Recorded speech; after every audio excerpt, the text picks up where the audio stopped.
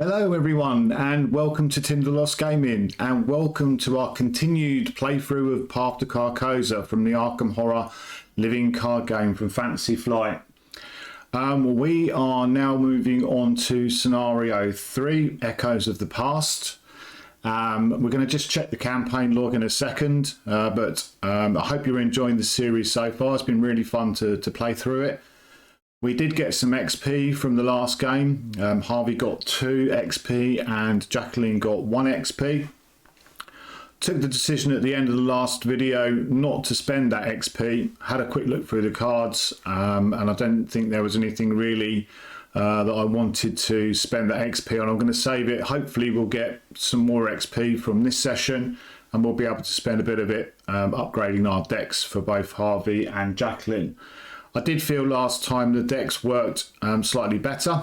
We had a bit more utility across the characters, so hopefully that will continue with this playthrough.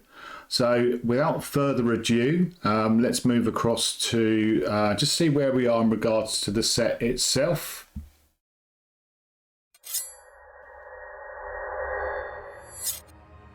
So as I've said, we're playing through the Path to Carcosa cycle. We're now moving on to the Mythos packs that come with each of the cycles. Curtain Call and The Last King came with the deluxe expansion, and these are now moving on to the individual card packs, and this is the first one, Echoes of the Past. So we've completed Curtain Call, where we took 100 unpreventable horror, unfortunately. The Last King we managed to get out just in time. Both Jacqueline and Harvey were on 1 damage each, so they were pretty near death, but they did manage to move out, and also they did decide psychotically to set fire to the entire place with all of the people in it, and we'll wait and see what that brings for us in regards to the forthcoming scenarios. So we're going to be playing, obviously, like I say, Echoes of the Past. I'll probably look to move on to the Unspeakable Oath after this, and then we're about halfway through the campaign, and I think that would probably be a good point to play one of these standalone scenarios just for a bit of fun. I'm thinking Murder at the Excelsior Hotel. Never played it. Again, it's got really good write-ups, really good reviews, considered to be one of the better or best standalone scenarios, and I think it will fit quite nicely with what we're playing. So that's my current thoughts. A little sojourn into the Murder in the Excelsior Hotel, but we'll have a look and discuss that maybe after the Unspeakable Truth. So without further ado, again, let's move across to the campaign log to see where we're at.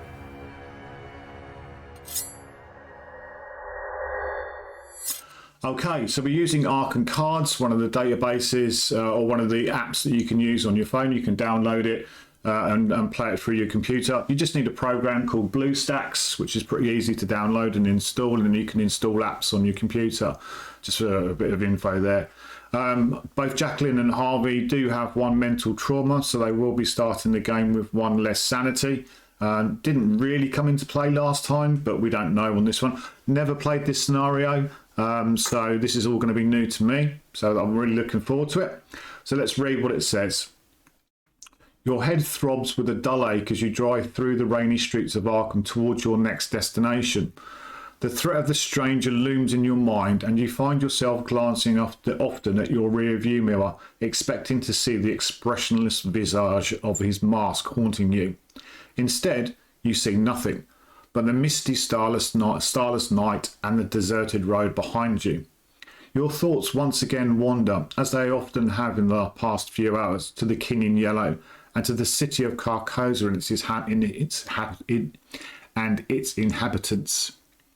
What was the message hidden inside the awful play, the meaning within its madness? A lone detail worms its way to the forefront of your thoughts, one made apparent by the discussions you'd overheard at Mr. Main's estate. That tonight's performance of the King in Yellow was not the first Arkham had seen of the foul play. There had been at least one other performance directed by the same man, Nigel Engram. There is one place in Arkham where records are often kept of important events occurring within the city, the Historical Society's Manor House in Southside. If there are any records of the previous show of the King in Yellow, the Historical Society may have held on to them. Perhaps that's where you'll find answers to the questions that burn in your mind. Check the campaign log. If Sebastian Moreau is listed under the VIPs interviewed, no, he wasn't. We actually killed him. We were trying to interview him, but he then transformed into some horrible thing that we took out. Setup. We'll move across to the table in a second, but I have pulled together all of the encounter cards. So we've got Echoes of the Past, Cult of the Yellow Sign, Delusions, the Midnight Masks, which is interesting because that's a previous scenario from the Dunnage Horror, Dunnage Legacy, Locked Doors and Dark Cult, and we've got those icons. And we have only gathered the 5 Treachery cards, 2 False Leads and 3 Hunting Shadows from the Midnight Masks encounter. We're going to do this in a second when we move across to the table. We have set all of the cards aside, and there are 2 players in the game, so we have got a copy of Seeker of Carcosa to spawn on the 3rd floor as well. Check to see if we fled the dinner party. No, we didn't. We actually got taken out of that one. No, that was the second scenario. We burnt the place to the ground with everybody in it. So there we go. So that's where we're at in regards to the campaign. We'll move across to the table now and we'll start to finalise the setup and crack on with Echoes of the Past. Okay, we're across at the table, ready to get set up. We've got our 3 lots of historical ground floor, 2nd floor and 3rd floor. Let's just mix these up a little bit. We're going to get rid of one of them. Take that one, that can go. 2nd floor.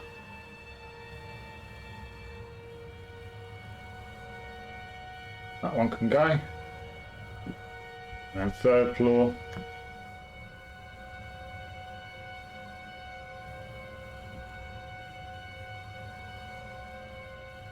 That one can go. Okay. Let's get these set up.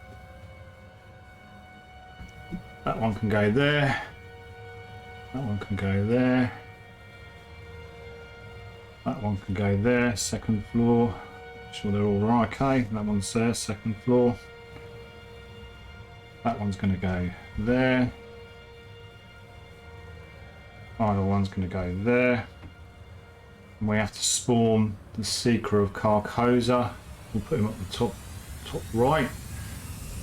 And it does say on each of these historical societies forced, when an enemy spawns at this location, reveal this location. So let's turn this one over. And we have got Peabody's office, 4 shroud, 2 clues per investigator. So 4 clues on that. It's got 3rd floor passageway. While an investigator at this location controls Mr. Peabody, oh, we haven't got him yet, this location gets -2 shroud. And the Seeker has got spawn any empty historical location. Well, we're told to put him on the 3rd floor. He's aloof. He forced at the end of the Mythos phase, move 1 clue from Seeker of Carcosa's location to Seeker of Carcosa. If you cannot, place 1 doom on Seeker of Carcosa instead. Okay, so he's going to have clues move from him, the location, to him. Delightful. I've got Harvey and Jacqueline spawned at the entry hall, so we'll turn that over. It's got on there 2 shroud. Entry hall is connected to each other ground floor location. Resign. Action. Resign. If you flee, leaving mysteries of the past to the mysterious cultists. Okie dokie. They're there. So let's have a look at the setup. Oh.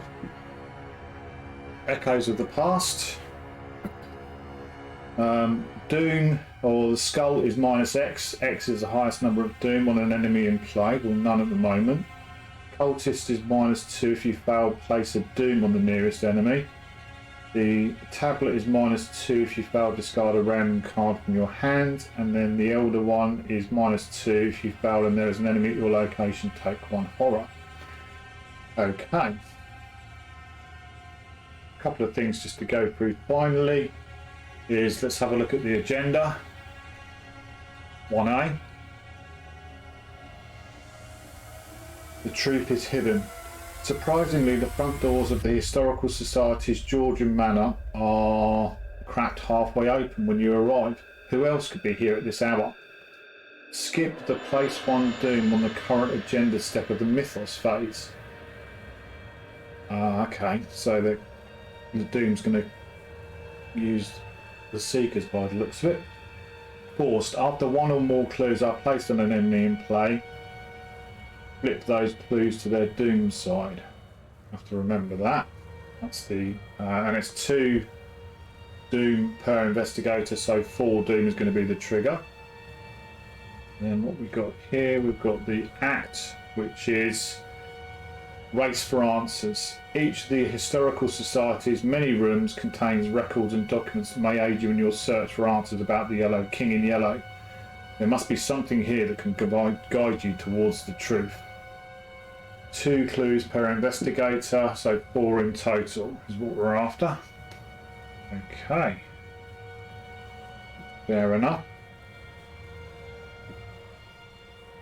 That's nearly it for setup. Next thing to do is just have a quick look at our player boards. So we've got Harvey set up. He's got his 5 resources. He's on 7 health. He's on 7 sanity as well, taking his mental trauma. He's got his 3 actions ready to go. We'll draw his star in hand in a second. Jacqueline, same. She's got her 6 health and her 8 health because she takes 1 per mental trauma. I've got her actions there. So we're ready to go with drawing out the hand for Harvey. Let's just do a quick shuffle. Do it that way so I can't see what the bottom card is. We'll do a cat weasel shuffle, cat weasel cut, and we'll draw his first 5 cards. We're going to get cryptic writings, preposterous sketches, burning the midnight oil, disc of Itzimar, and an arcane enlightenment. Not overly enamoured with any of those, to be honest with you, so I'm going to ditch all 5 of them and draw 5 new ones. So we're going to get Arcane Enlightenment, we're going to get Solano Fragments, we're going to get a Disc of Itzimar, we're going to get Weakness, which goes up straight away, we're going to get another Solano Fragments, and we're going to get a Laboratory Assistant. Okay, not great, but we'll have to work with it. So let's get these back in to the deck and then give them a good old shuffle.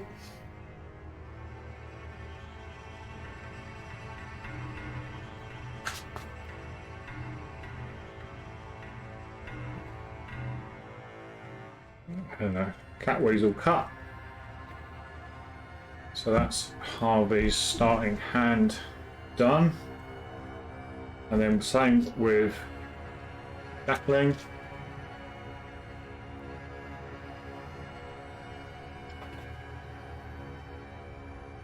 Cut. And then her 5 cards, she's going to get a Defiance. Okay. 2 Defiance. Voice of Ra. Hypnotic Gaze. Oh my god. The draws have been terrible.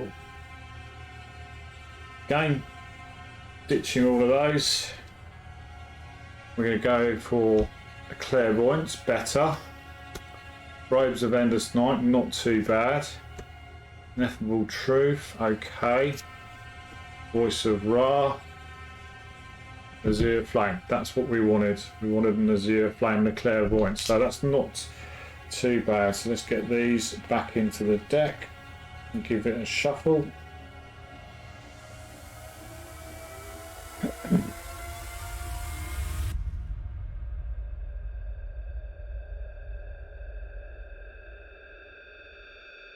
That weasel cut.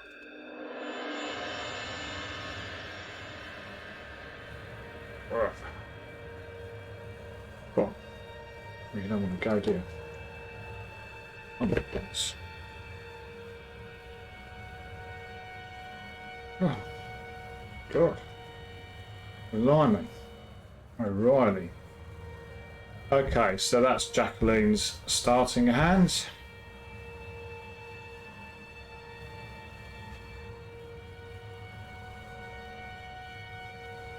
There and there, so we know what we're doing. Good. Okay, I think we're now ready to start. We skipped the Mythos phase in the first round. We go on to the investigation phase. So let's start off with Harvey and see what he's got. He has got his laboratory assistant, Solano fragments, Discovitsimar, Arcane. Right, so first action for Harvey, he's going to play his laboratory assistant for 2. Gets to draw 2 cards when she comes into play. We're going to get a higher education. We're going to get an encyclopedia. That changes things a little bit.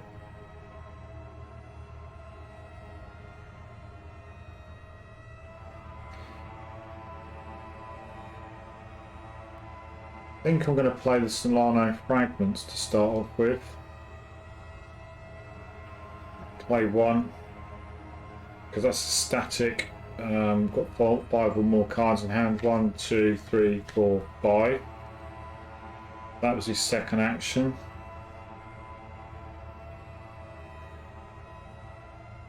Third action, he's going to move. Need to start getting some clues on the board. As with all of these types of scenarios, getting clues quickly is the key. So is he going to go left or is he going to go right? Let's go left and go move into here. We'll flip it and it's got meeting room, 4 shroud, 1 clue per investigator. So 1, 2. It's got ground floor passageway. Action, exhaust an ally asset and discover a clue at this location once per round. We've got laboratory assistant in play. Awesome. That's good. So we should be able to get those 2 clues next turn. Okay, that's good. We'll move back to Jacqueline, see what she's got. So she has got, again, clues are going to be key. First of all, let's see if we can get Voice of Ra working. Get some more resources as we go. So Voice of Ra is gain 1 resource straight away. Reveal 3 random tokens from the Chaos bag for each skull, cultist, stone or eldest thing, or auto fail, gain an additional 2 resources. So she is going to do her special ability to do 2 more tokens. So again, we're going to draw 5 tokens in total and hopefully get some resources.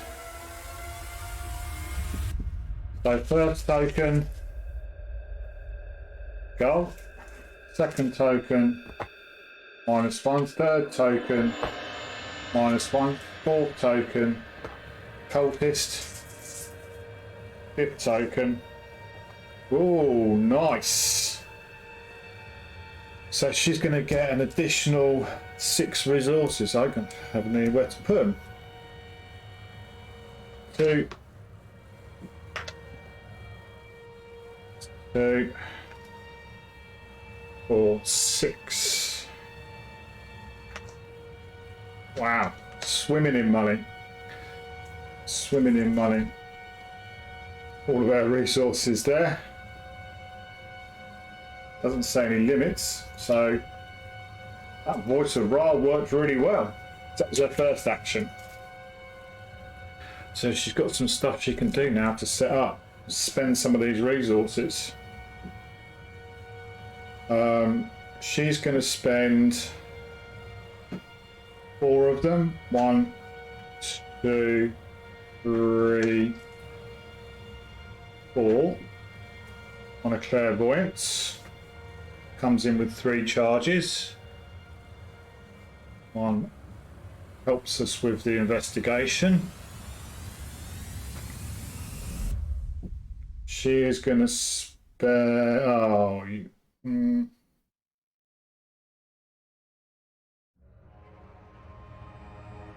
should have played Robes of Endless Night first there. Yeah, actually, sorry. I'm going to play Robes of Endless Night first of all for 3. So if I get one back, that's 3, and then I'll spend 3 to do the Clairvoyance. I'll exhaust it.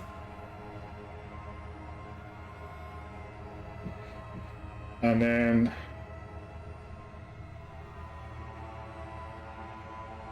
one, 2, 3 for the Azure Flame. Oh no, hang on, whoa, no.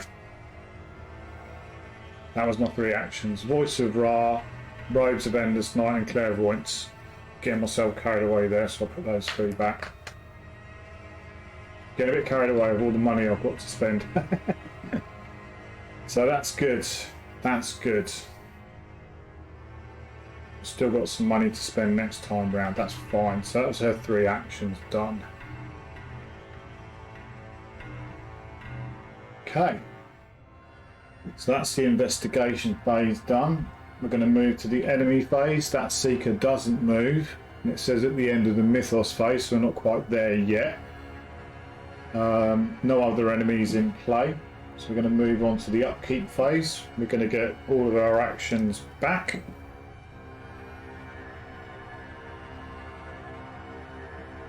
All of our actions back. We ready any exhausted cards. So Robes readies. We've already gained 1 back from that, which is good. We draw a card, gain a resource. So Harvey's going to get a resource. Jacqueline's going to get a resource. Harvey's going to draw a card. He's going to get higher education. And Jacqueline is going to get Crystal Pendulum. +1 willpower. That's good. That's good. And then we check our hand size. Harvey's got 1, 2, 3, 4, 5, 6. Got 2 higher educations, an encyclopedia.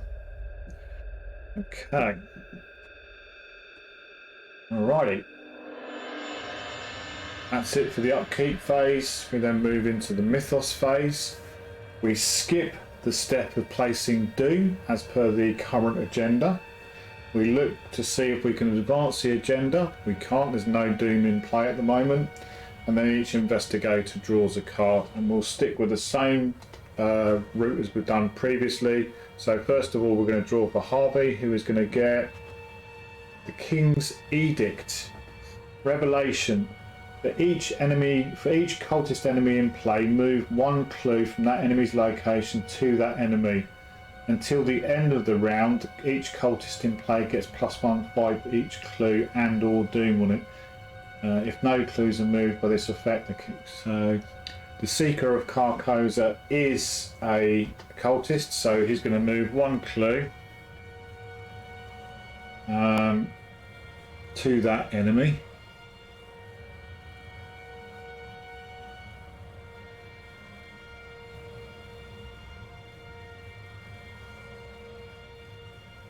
That's going to go there. Does it convert into Doom? I don't think it does.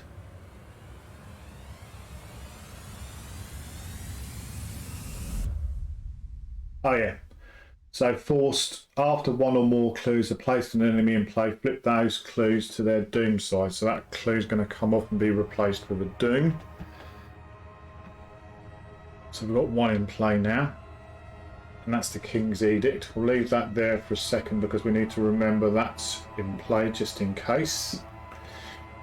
And then Jacqueline is going to draw her card, and she is going to get, oh, don't look, Harvey. Secretly add it to my head. I cannot trigger any free abilities. Well, I haven't got any in play at the moment. 2 to discard from hand. Is there anything there that uses free abilities? No. It's not doing us any disservice at the moment.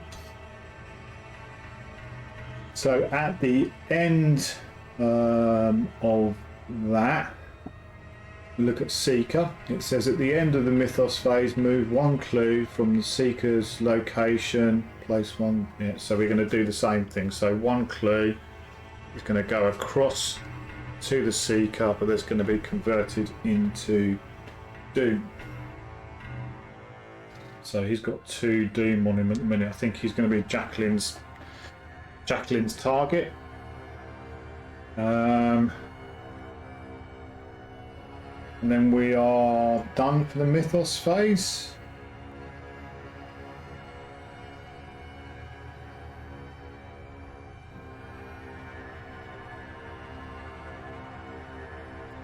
Oh, hang on a sec. What did I do? Oh yeah, no, I drew the peril. So I was just trying to work out what Jacqueline drew. She's drawn the peril. Done that. That's fine. So we're going to move across to the investigation phase. Let's start off with Harvey, who's going to try and get, well, first of all, as an action, we'll exhaust the laboratory assistant to gain 1 clue off of the Historical Society's meeting room. That's done. Limit once per round.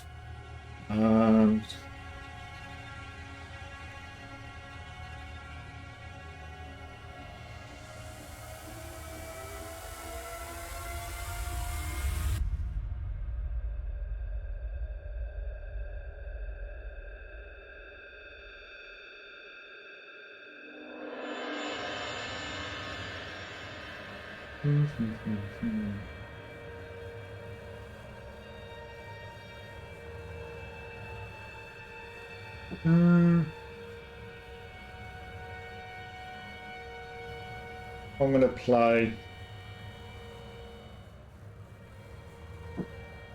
1 to play another Solano's Fragments. It's not unique, so I can have 2 of them in play.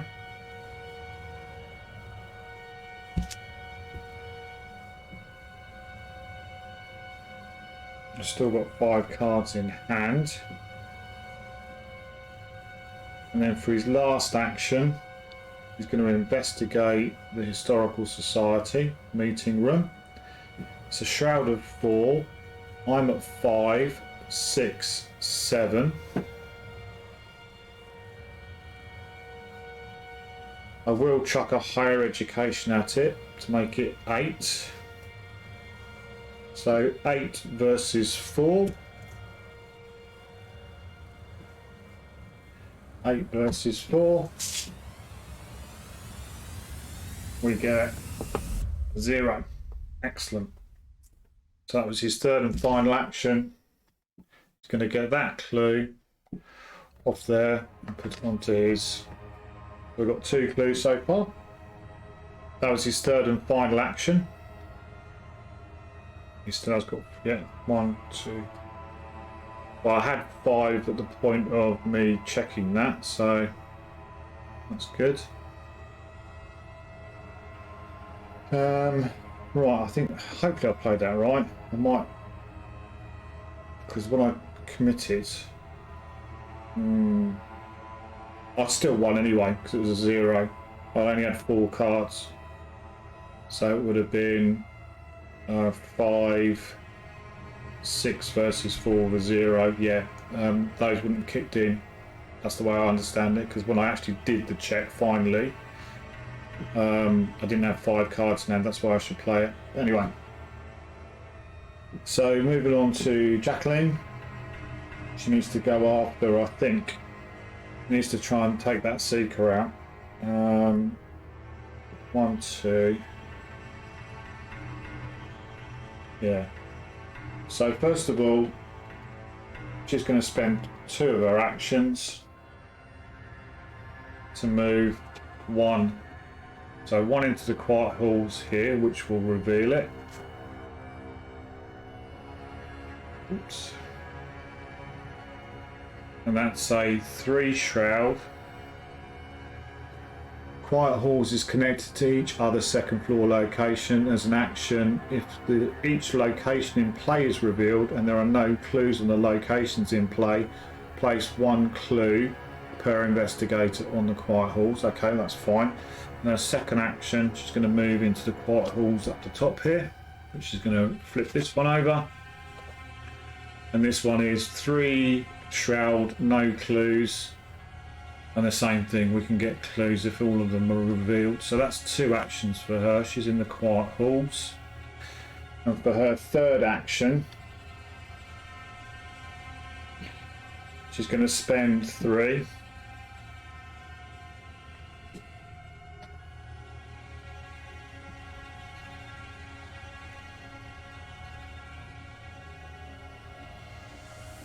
And I'd like to play the Crystal Pendulum, but there we go. I'm going to play the Azure Flame. Comes in with 4 charges.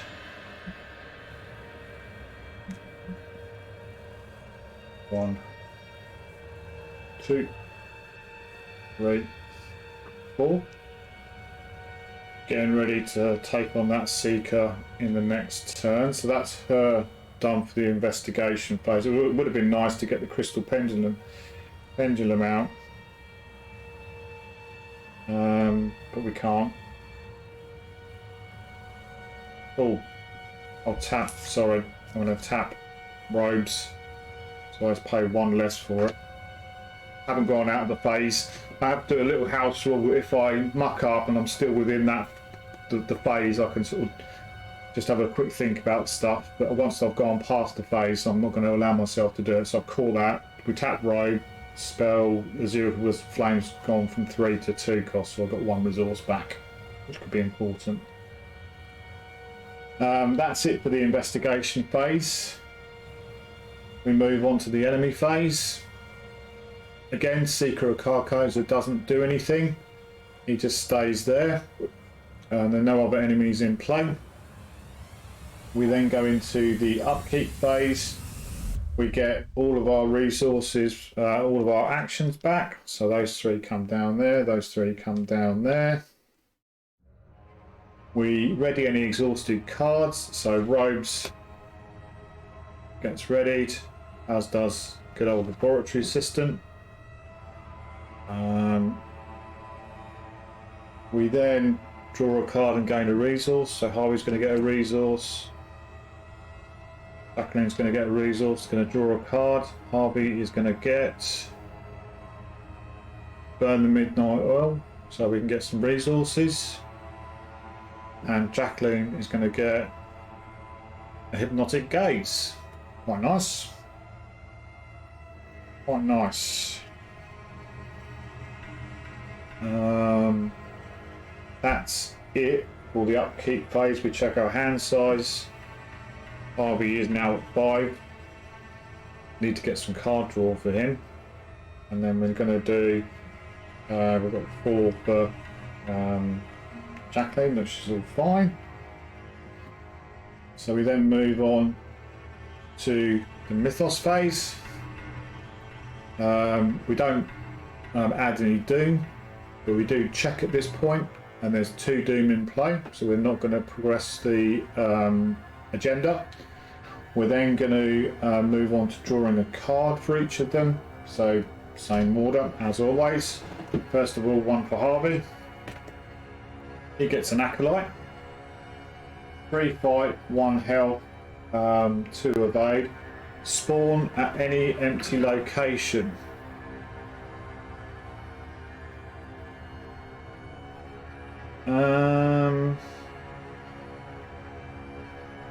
Right.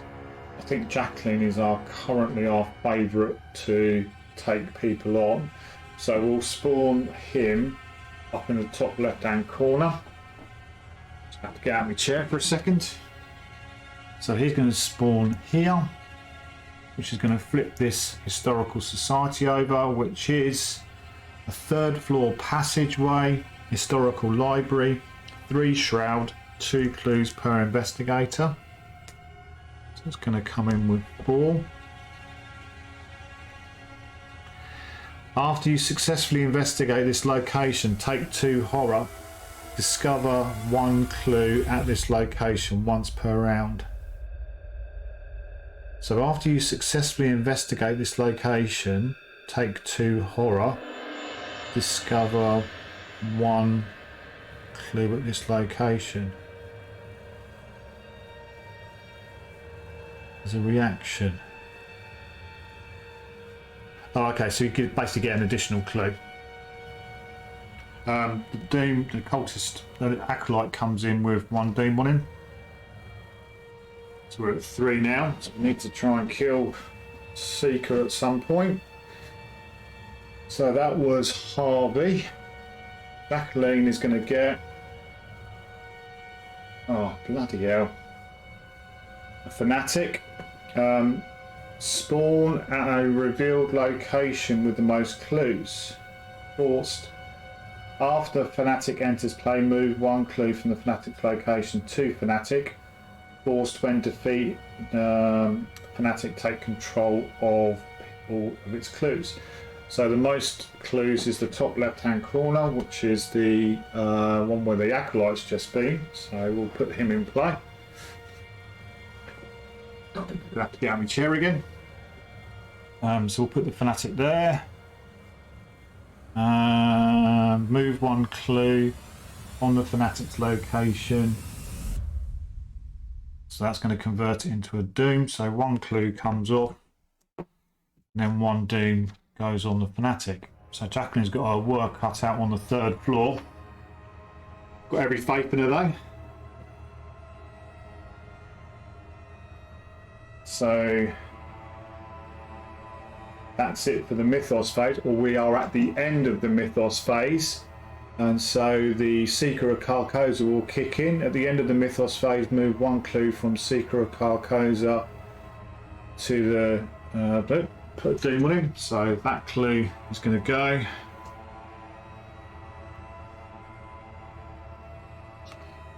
And be replaced with a Doom.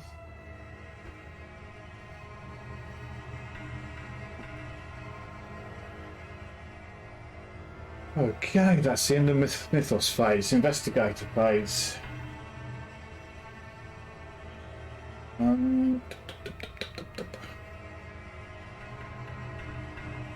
Harvey's going to go first. And he's going to spend 2 actions to move across. 1, 2 to here. And then he's going to turn over and he's going to get the Historical Museum. While investigating this location, your intellect cannot be increased. Well, that's fine. He does get 2 clues on it. And then for his second or third clue, third action, sorry, he's going to investigate. So we can't increase our intellect, so it's going to be a straight 5 versus 2. Hopefully he's got enough to do it.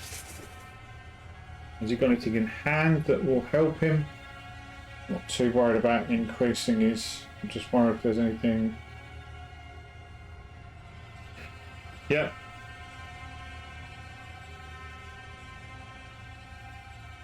So as I'll play, so he's investigating. He's spent his action to pay for the investigation. So we're going to play Burning the Midnight Oil, which is nothing to play, but it is an investigate.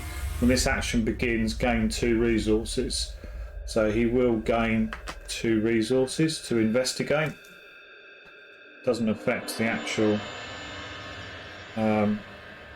draw itself. We are still going 5 against 2. And we'll take that one, and it's an Elder Sign. Lovely. So that's +1, which means we're successful. And his effect is draw a card. So first of all, I'll take the clue, put it onto Harvey. It's 3 clues now.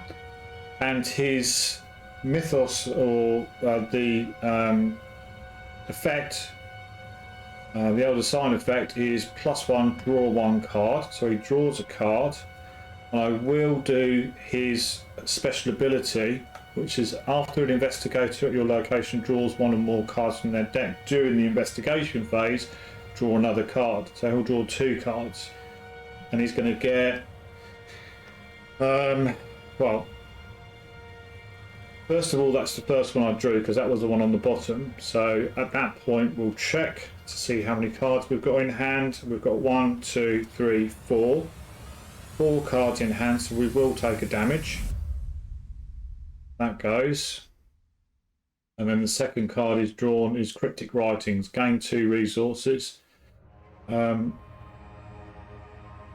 you draw Cryptic Writings during your turn, play it. So that's a reaction. It's not an action, that's a reaction. So I'll draw it. And I have to play it, so I gain 2 resources. I'll be swimming in the money now as well.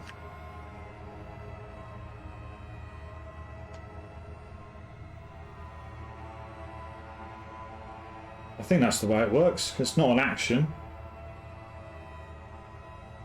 That's the way I'm going to play it. If I've got that wrong, then let me know. So that's Harvey done. Jacqueline now is going to have to do some heavy lifting. So she's going to spend her first action spent to move in to the Historical Society's Peabody's office, which will immediately engage the Seeker of Carcosa. Oh no! Oh, it's aloof. Fuck.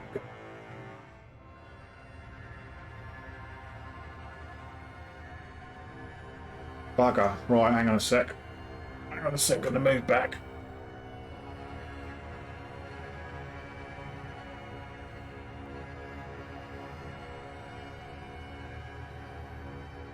Go the other way. I think I'm gonna have to go the other way. So she'll spend her 1 action to move into this side. Move into the other side, which is the library, which will immediately engage both of those because they're not aloof. So we can't see what I'm doing. I've moved across to the left hand side, which immediately engages the Fanatic and the Acolyte. So let's put those down here so we can see what we're doing. Oh. Here we go. So that was her first action.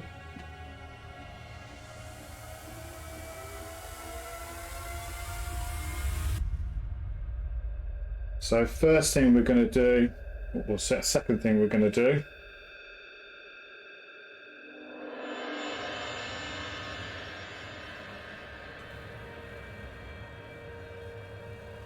she's got her special back.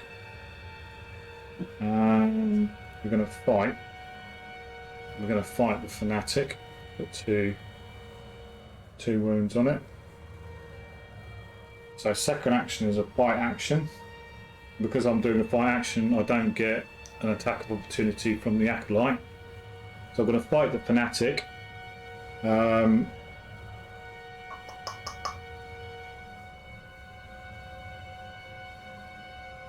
I'm currently 5 5 versus 3. 5 versus 3. See, oh, need to put the token back in there.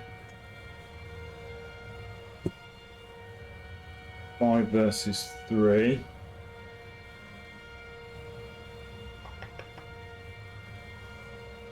Five versus 3. Do need to kill both of these. Do need to kill both of these.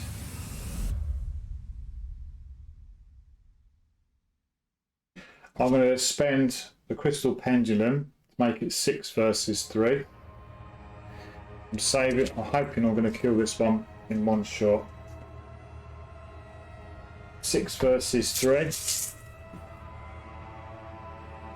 -1, which does an extra damage from the Azure Flame, so that kills him. That kills him. So he's gone. Plus 2 damage. Our Kin's Edict has gone now.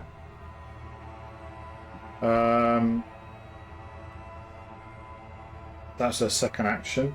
Third action, she's going to spend an Azure Flame to fight. She's going to spend an Azure Flame to fight. She's also going to spend her special to draw 3 cards, 3 tokens from the pool. Has she got any things she can throw at it? She hasn't. So I'm drawing 3 tokens. 5 versus 3. So first token is going to be that. Second token is going to be that. Third token is going to be that. Right. So we can ignore. We can't ignore 2. We can either ignore 2 non-auto fail tokens or 1 auto fail token. So we'd ignore that, and then effectively -1 is -1 and +1 cancel each other out, so we win. And we take out the Acolyte. So he's gone.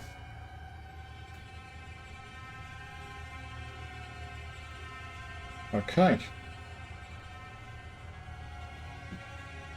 Not too shabby. Not too shabby.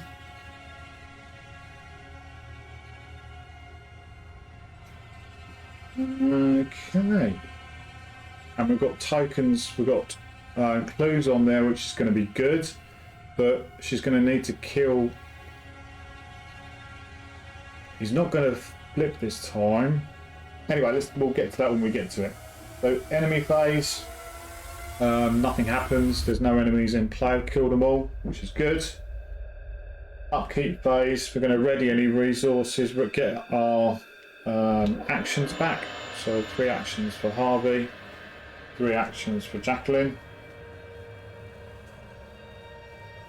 We're then going to ready an exhausted card. We don't need to worry about that. We're going to get a resource. Harvey's always swimming in resources. Get higher education out, and then we've got 1 for Jacqueline. Try and keep these in the same spot, so she's got some spots for clues. And then we're going to draw a card. Harvey is going to get I've Got a Plan. Awesome. That's one of his cards that I've upgraded. He can take on some enemies now. He's not so undurable. And then we're going to draw a card for Jacqueline. She's going to get Astral Travel. Move to any revealed location and reveal a random. Oh, that's cool. So 1 action, she could flip across. 1, 2, 3. So she will be able to do some damage to Seeker this turn, or her next turn, because she can Astral Travel for 1 rather than 2. Okay, that's cool. That's fine. Check our hand size. 1, 2, 3, 4 for Jacqueline. And we've got 10 in total for Harvey, but he's got 1, 2, 3, 4, 5. Do need all these resources now. We do need to get higher education into play, which is going to help him no end. Okay, that's it for the Upkeep Phase. We then move across to the Mythos Phase.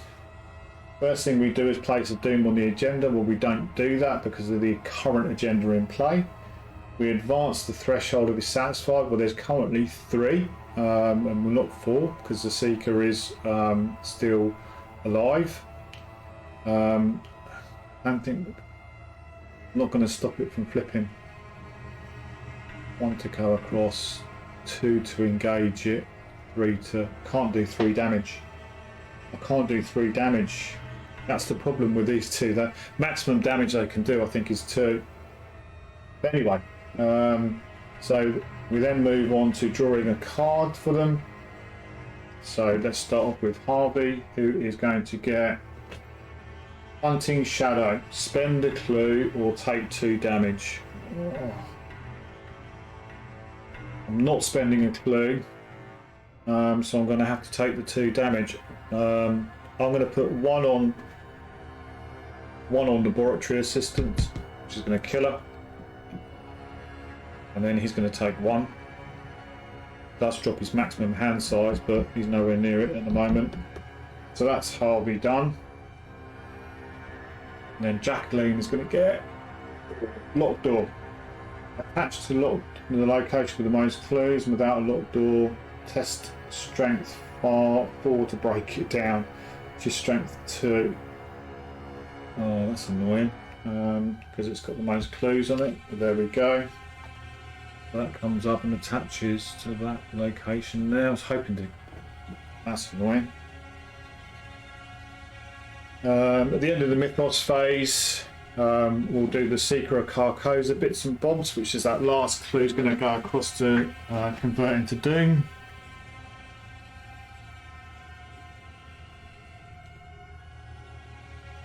So if I don't kill him this next turn, he is going to trip it, but I don't think I can. We'll then move into the investigation phase. So let's start off with Harvey, who's going to try and grab this last clue. I can't increase my... So it's 5 versus 2. We'll take it. We'll take that. 5 versus 2. And we're going to get -X. 4. With the Seeker of Carcosa in play at the top there with 4 doom on him, that's 4. So that's that. That's his first action. His second action is to do the same thing. 5 versus 3. 5 versus 2. Cultist. -2. Place 1 doom if you fail. No, we're good. 2 versus 5. -2. We are good. He gets that last clue. Which takes him to 4 clues. And unsurprisingly, he's immediately going to spend those 4 clues to move the agenda on.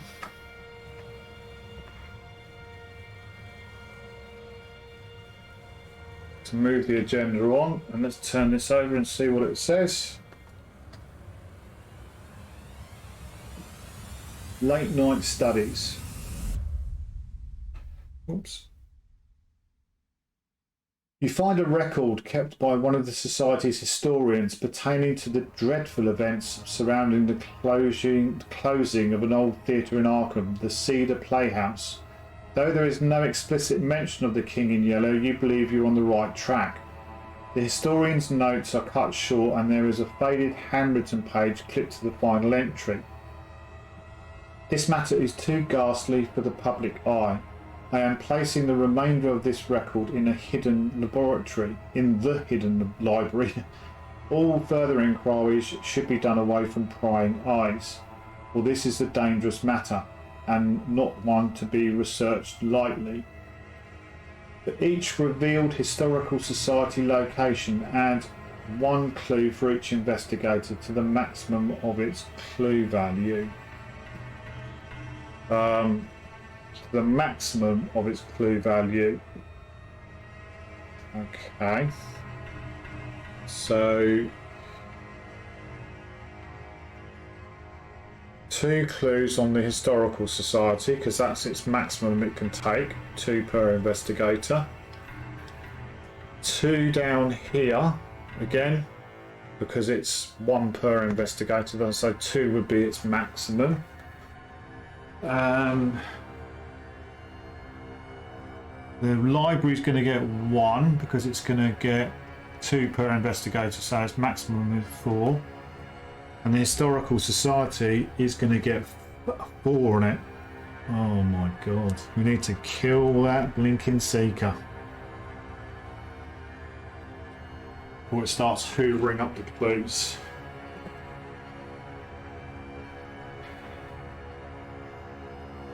Okay. So that was Harvey's second action, was to do the investigation again. Oh, sorry, and then we can move on. So that can go to one side. And then we're going to draw through agenda for Act 2. Ransacking the Manor. Though the whispering has ceased, the sounds of rummaging and furniture shifting is unmistakable. Whoever is here, they're searching just as thoroughly as you are. Again, skip the place. Oh, no. What am I doing? Why is that there?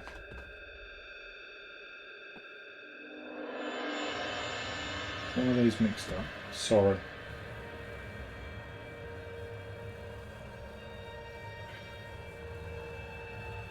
Sorry. Okay. Doing that. Act 2A. Somewhere in the manor is a hidden library where you might be able to find more information about the King in Yellow.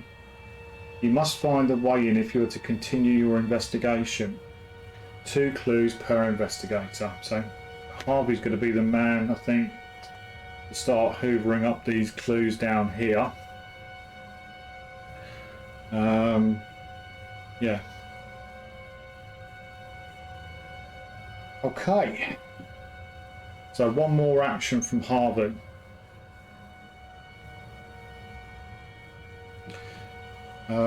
He'll try and get the clue up here again. 2 versus 5. 2 versus 5, and he's going to get a -2. Which is again same thing. He passes, he gets that clue.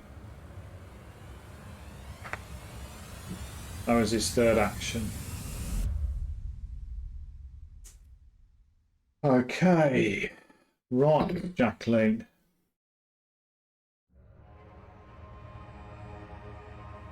Can't investigate locked door.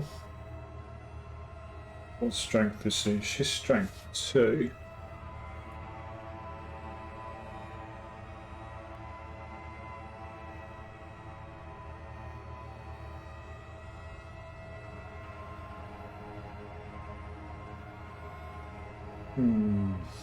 No. So Seeker. Oh, sorry. I'm just working this out. I can astral travel to the Seeker.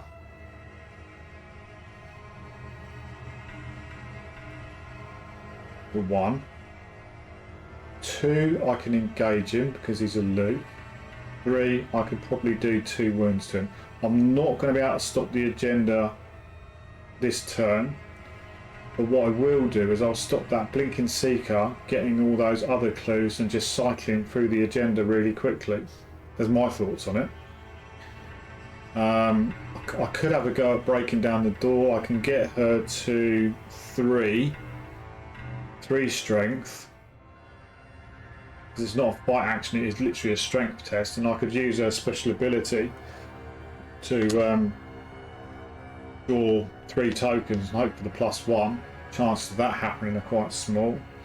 So yeah, let's go with the original thought. So let's spend first action, spend 3 to astral travel, and that says move to any revealed location and reveal a random token from the bag.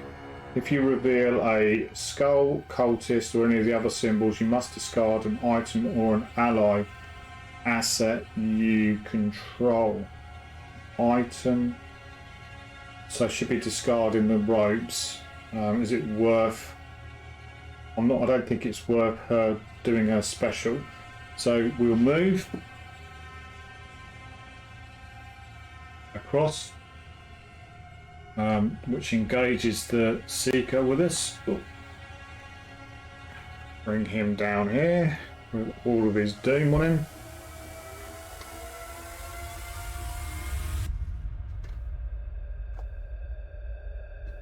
So she's there.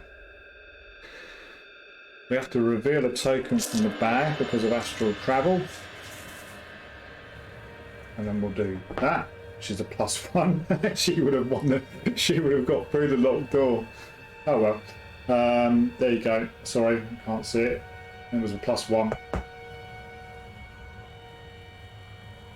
So she doesn't have to discard any items. That was her first action. Her second action is to engage it, which was obviously what we've just done. It does cost us an action to do that because the Seeker of Carcosa is aloof. So he's down now in my threat area. And then the third action is we're going to Azure Flame him. And it's going to use her willpower. So he is currently 2, fight 2 against her 5. Against her 5. Against her 5. Anything else we can do? Nothing in hand that's going to be of any use, but she will spend her special to draw 3 tokens from the card. So it's 5 versus 2. 5 versus 2, and we're going to get, first one is that. Second one is that. Third one is that. Wow. So we will cancel those 2 and keep the +1, which means that she is successful. And there's a reason for me doing this. So she is successful. So that means we're going to do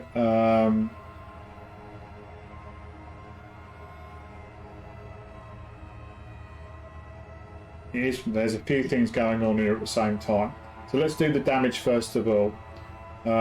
It does do 2 damage to the Seeker. So one, oh, that's a 3. 1, 2. So that's the first thing. We've done the damage. That's fine. The second thing we need to look at is on her card. When we draw the token, the Mythos, the Elder Signs, it says if we ignore it, we draw 1 card. So we're going to draw a card. And it's going to be a man in the pallid mask, because obviously he's moved across to her this time round. So spawn in the location furthest away from all investigators. So 1, 2, 3. 1, 2, 3. So it's either here. 1, 2, 3. Right, so let's do so you can see what I'm doing. So furthest away from each investigator, it's going to be 1, 2 is there, 1, 2 is there. So neither of those floors are any good. So it's going to be the middle floor. So it's going to be 1, 2, 3. 3 on either of them. So let's go on a dice. 1 to 3 here, 4 to 6 here. 2. So we're going to go over here. He has spawned. He is an enemy. So we're going to flip this card. And we're going to get the second floor reading room. Investigate as an action. If you succeed, instead of discovering clues, choose an enemy with doom on it. Take one of that enemy's doom, flip it to its clue side and place it on an investigator. Okay, that's cool. It comes in with 1 clue on it.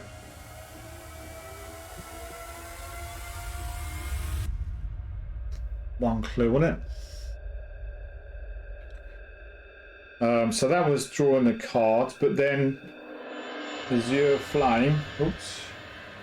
Azure Flame says on it, the attack uses willpower instead of strength and deals +1 damage. If a Elder Sign +1 or 0 token is revealed during the attack, or we reveal both, they're revealed, although they're cancelled, I would still class them as being revealed, so I'm going to have to take a damage for that. And we'll put 1 damage on Robes of Endless Night. It can take 2. So that's fine.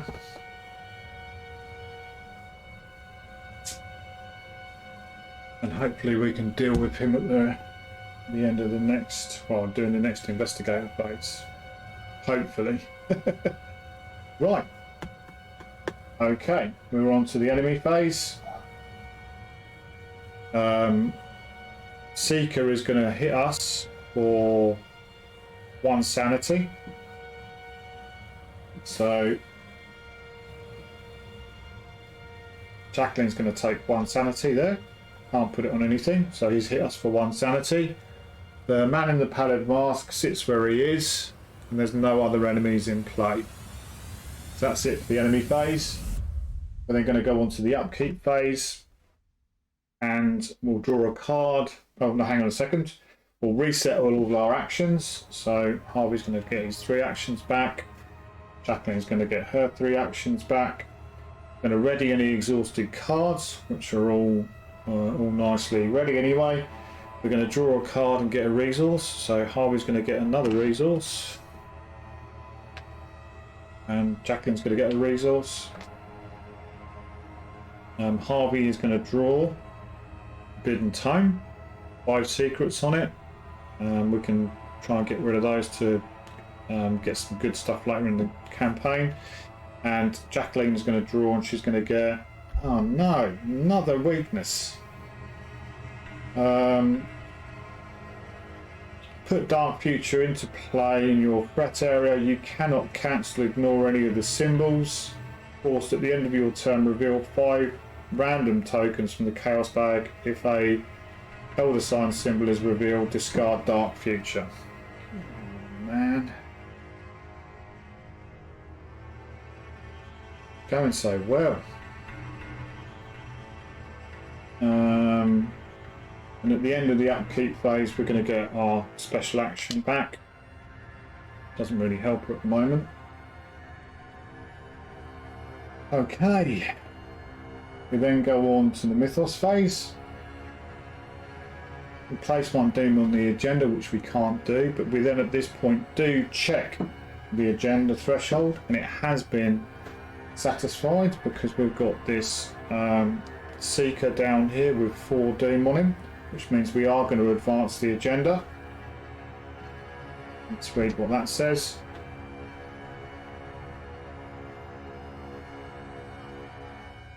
It says, a phrase in a language you cannot describe whispers through the building, and without warning all of the electric lights shatter at once. You light a nearby candle and continue your search.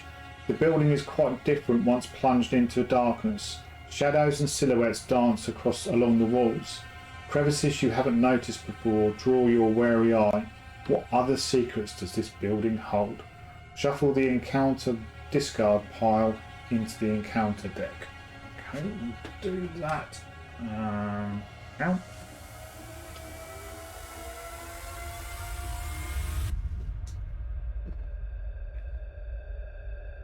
Okay, let's put all of those in there. Give it a shuffle.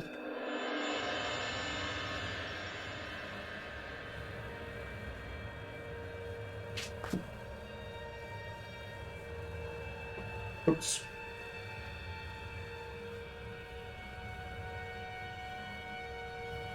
Give it a cat weasel cut. Put those into play. And then we're going to look at the next agenda. Ransacking the Manor, agenda 2A. Through the whispering has ceased, the sounds of rummaging and furniture shifting is unmistakable. Whoever is here, they're searching just as thoroughly as you are. Again, skip the place 1 doom. and after one or more clears a place an enemy, flip those over to their doom side. So that that's the same thing, and 2 doom per person again. Final thing we need to do is remove all of that doom from the seeker, because when you advance the doom, all of it goes. So he's a bit clearer now, and hopefully we should be able to finish him off. Right, so we're now into the draw phase of the Mythos phase. So Harvey is going to draw a card, and he is going to get a Wizard of the Order. Spawn at any empty location. At the end of the Mythos phase, place 1 doom on the Wizard of the Order. Got 2. Any empty location. Right, what I'm thinking here, because Harvey's now got, I've got a plan.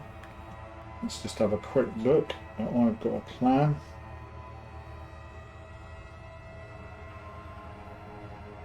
I can kill the wizard. I can kill the wizard. Actually, I could. 1, 2, 3, 4, 5, 6. Okay.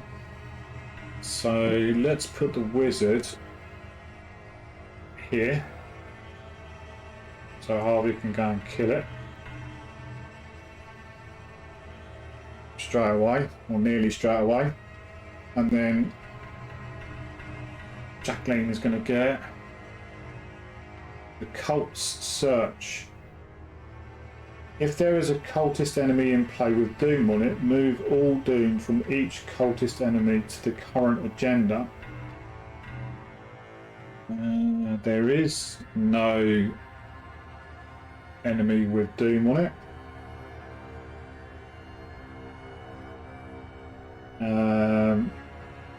If there are no cultist enemies in play with doom on them, search the encounter deck and discard pile for a cultist enemy and draw it, shuffle the encounter deck.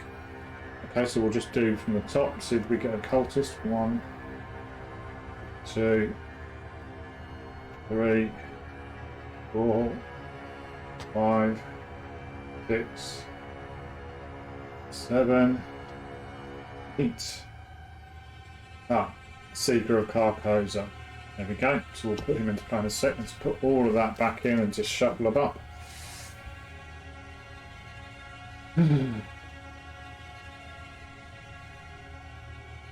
Running out of things to do here now.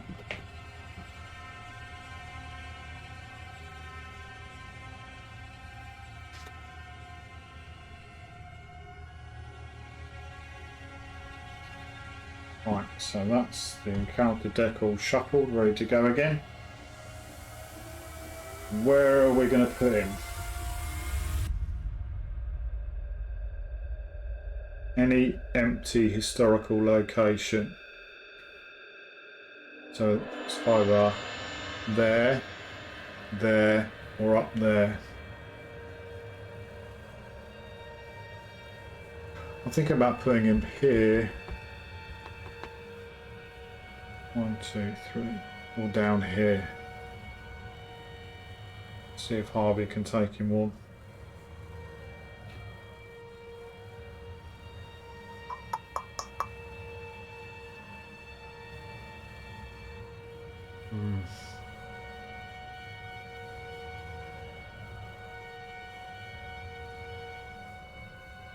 One, 2, 3.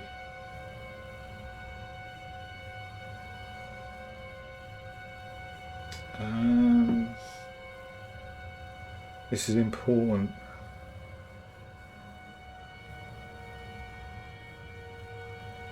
Can't investigate the top there because of locked door, and I can't break it down. Neither of them have got enough strength to break it down. I've not got enough cards in hand. Jacqueline is going to kill this seeker in her next in the investigation phase, but then that's going to be it for her Azure Flame. She's got nothing. What's she got in her hand at the moment? She's got Hypnotic Gaze, which does the attacking enemy's damage to itself. Well, this only has got Sanity, so it won't actually take any damage. It doesn't do damage.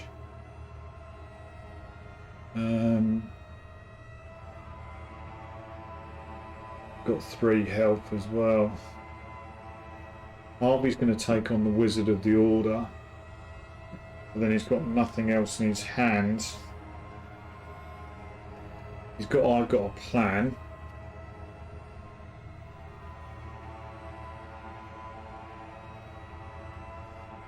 Should have got the disc out, but again.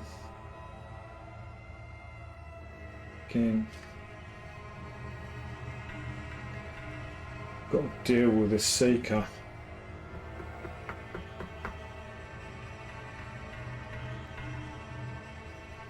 I'm going to put him down in the bottom here and hope that Harvey draws into either another I've got a plan or an occult invocation, and then we could take it and kill it. That's the plan. That is the plan. And then we've got with Jacqueline we're going to hopefully kill the Seeker, and then we can start doing some clairvoyance to get some clues to advance the agenda. We've got to get three clues. We could do it this turn.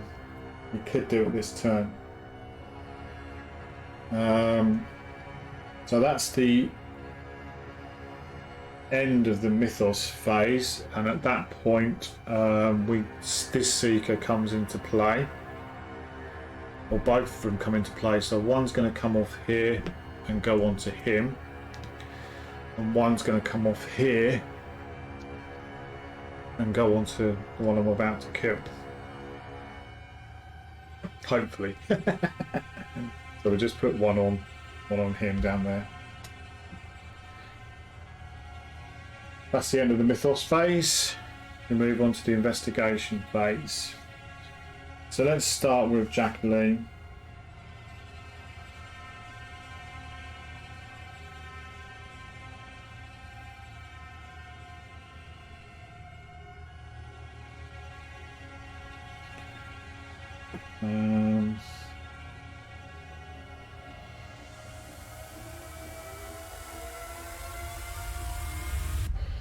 Right.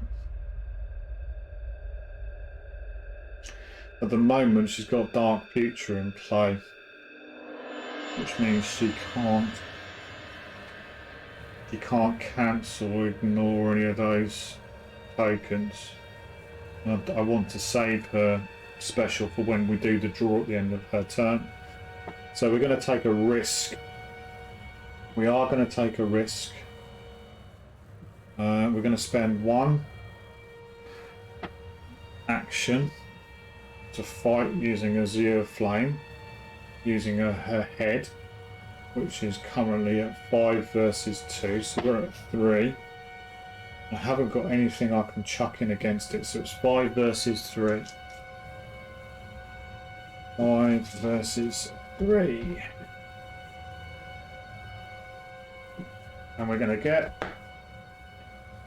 minus 1, because that's the highest number of doom on an enemy in play. Both of the Seekers have got 1 doom on it, so we managed to do the damage. We do +1 damage, but we only needed to do 1 damage to it because it had taken 2. So that Seeker is going to go.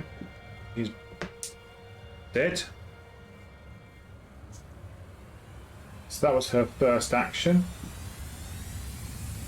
Her second action is to do some clairvoyance and try and get some clues off here. And we're going to use her head instead of her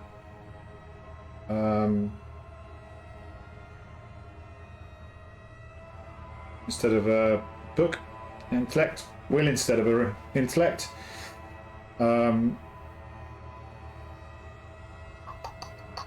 So she's 5 versus 4. 5 versus 4. I can't, because of bloody Dark Future, I can't increase it. I can't ignore those tokens.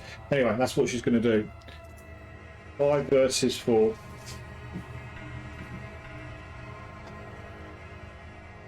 5 versus 4 is going to be this one, and it's going to be -2, of course.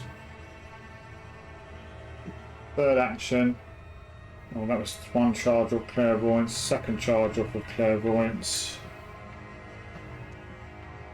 I'm going to do it again. And she's going to get a -1. So she does get it.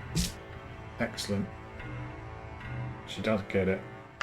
Doesn't help though. I was hoping to advance the agenda this turn. So that's Jacqueline's turn. At the end of her turn, he's going to do the Dark Future. Sorry. So Dark Future's here.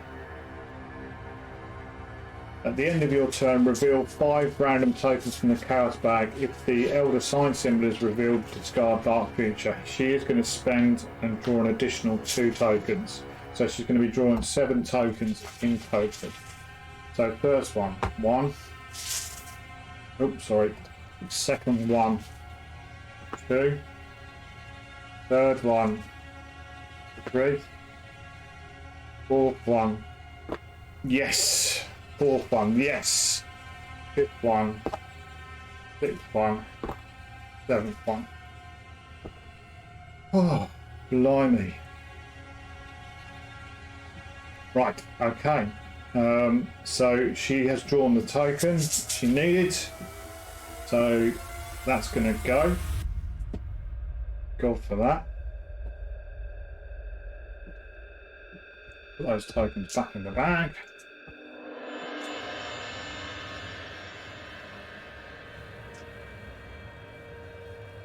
That over there. Right, so at least she's a little bit back on track now.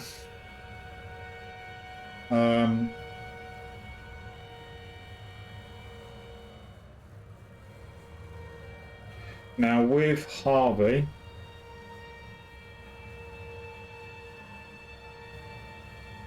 let's have a quick look.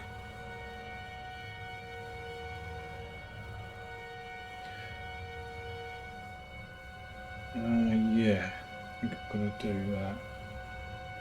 5-4. So first action for Harvey is to play Higher Education.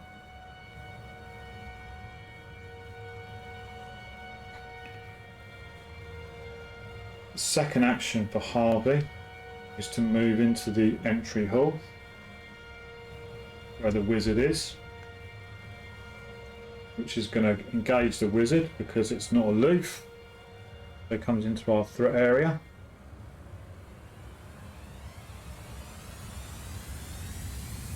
So it's in our threat area. Oh, I should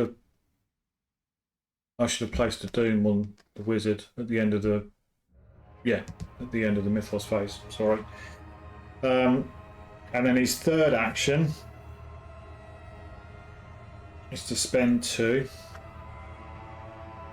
to do I've got a plan. It's going to use my intellect instead of my fight.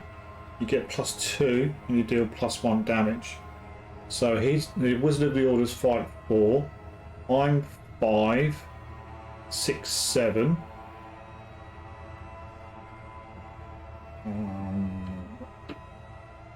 Oh, I haven't got 5 bloody cards in hand. Ah, never mind. Okay, so I can't do Higher Education at this point. So it's 4 versus 7. Have we got anything else we can chuck in there? Yes, let's chuck in the Forbidden Tome to make it 8 versus 4. 8 versus 4.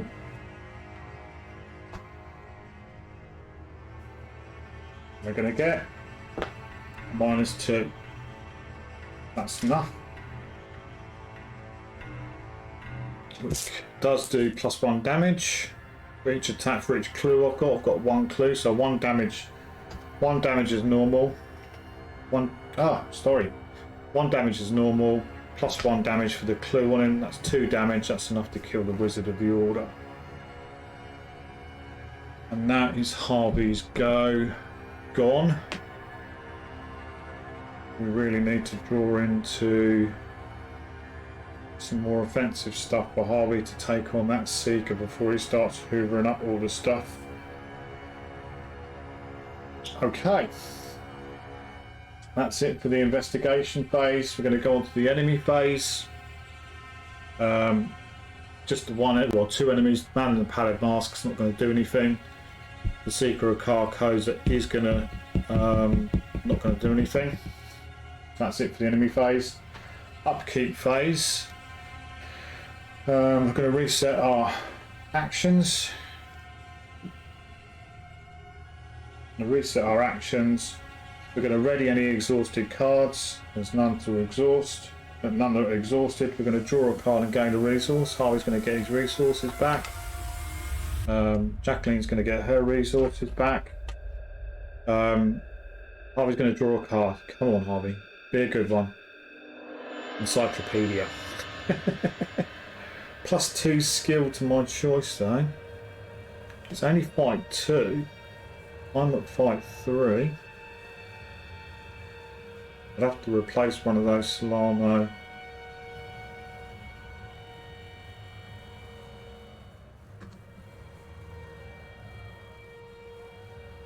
Got 2 encyclopedias.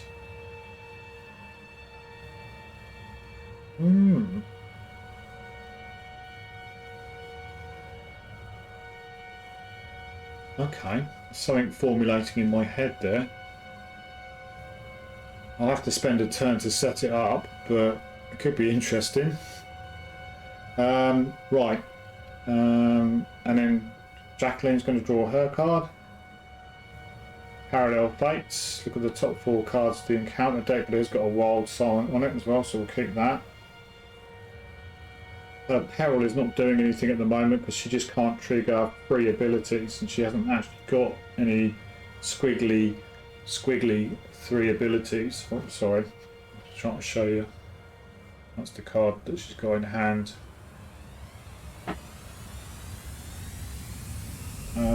So that's the end of the upkeep phase. But she'll get her special.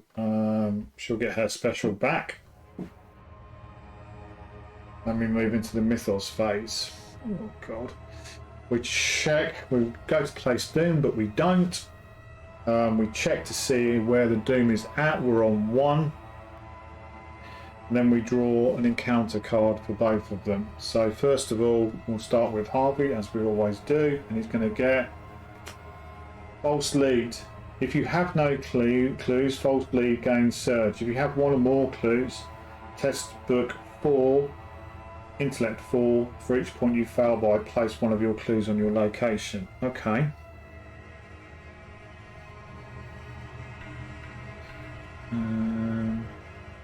I need to get some cards. I really need to get some cards.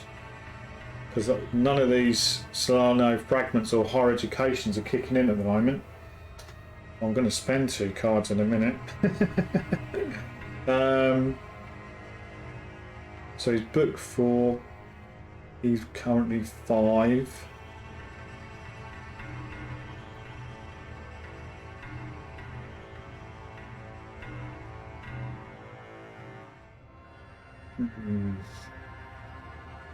Okay. Do I chuck an encyclopedia? Because what I'm thinking of doing to take on the Seeker, I haven't got the cards of what. I've got 2 encyclopedias in hand, and I'll get 5 secrets on both of them, replacing both of the Solanios with the encyclopedias, and then I get +2 to a skill of my choice until the end of the phase, so I'll be at +4 to any of those skills. I know it costs 2 actions, but I could then go to fight 5 against fight 2 against the Seeker. Yeah, that sounds fun. I'm going to do that. So, right, back to False Lead. I'm going to test 5 against 4, and we're going to get a -1. There's 1 enemy with 1 Doom on it, so -1. So we're fine. Back. And then we're going to draw a card for Jacqueline. She is going to get an acolyte. Fight of 3, spawn at any empty location. Place 1 doom on it. Actually, I'm going to put him down on the bottom, because if Harvey's doing what you can do, then it might be fun. Or do we put him on the 2nd floor and then make sure then that's all of those revealed?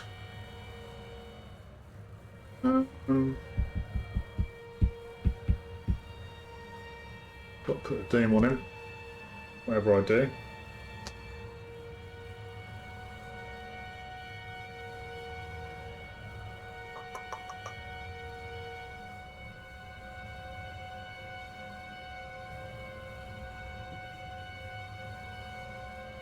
Any empty location. Now what I could do, I could kill him.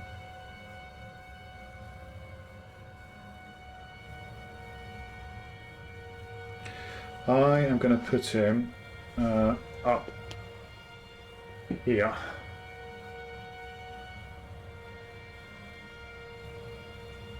There's a reason for that.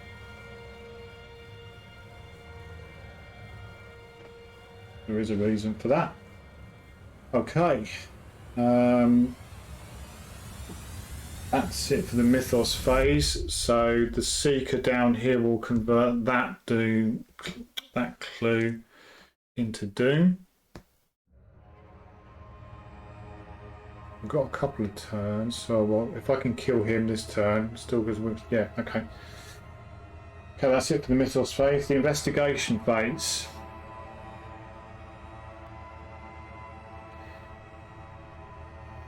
I think Harvey's going to be a bit mad doing this, but it sounds fun. It sounds fun, and he's got loads of resources. So I'm going to spend my first action, pay 2, to bring out the encyclopedia, replacing the Solano fragments. Second action, going to pay 2.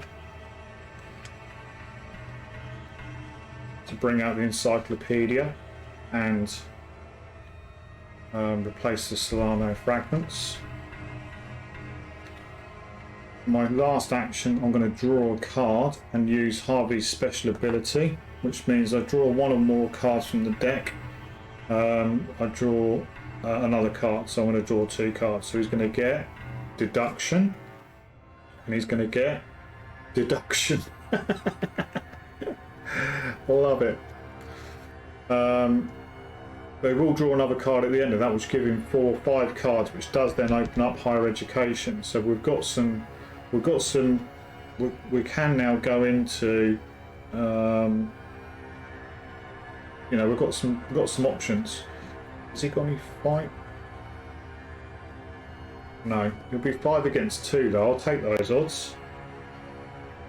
He'll only be doing 1 damage. He'll only be doing 1 damage. Better than nothing. I'm trying to keep this Doom under control. So that's Harvey's entire go. Right, what have we got next?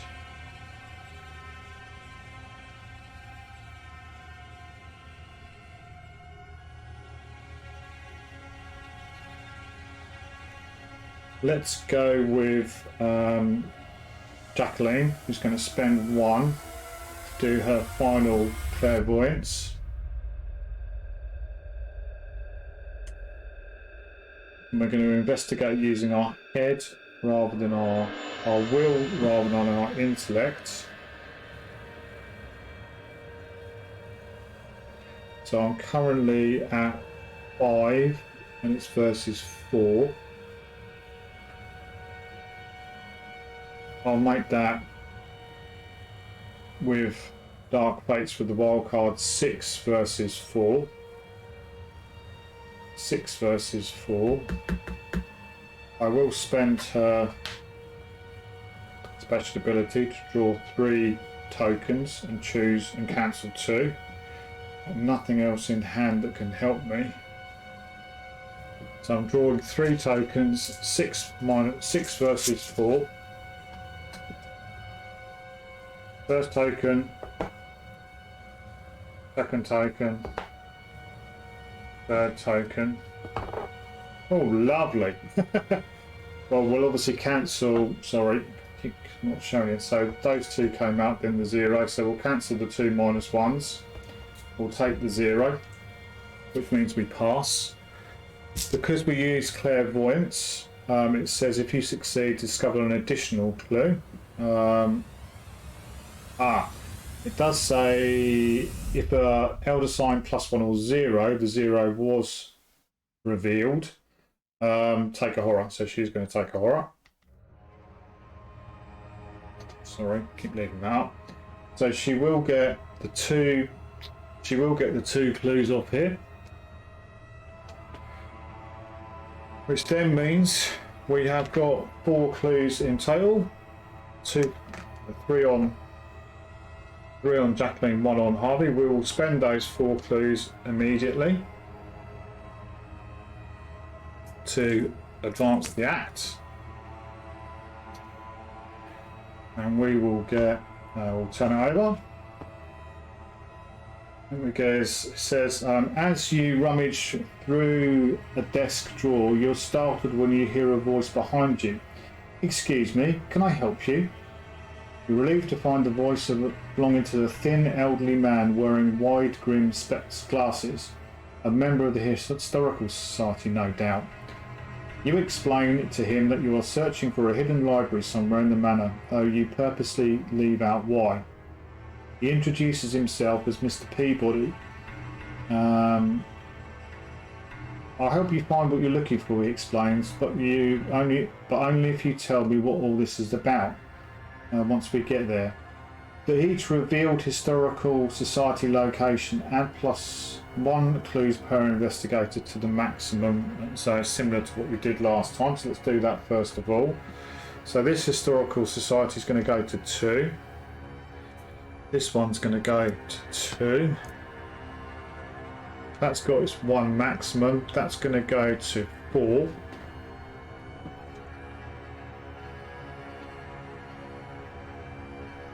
One, 2, 3, 4, and that one's at its maximum. And the entry all doesn't get any either, so that's got all of its maximum. That's all good.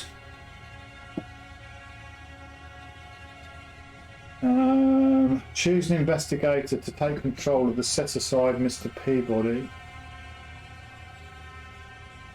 Okay. He's 2 and 2.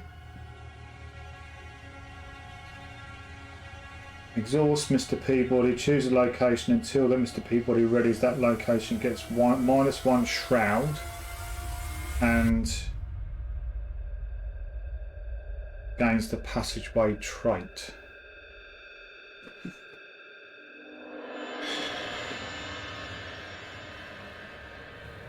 Two and 2. -1 shroud.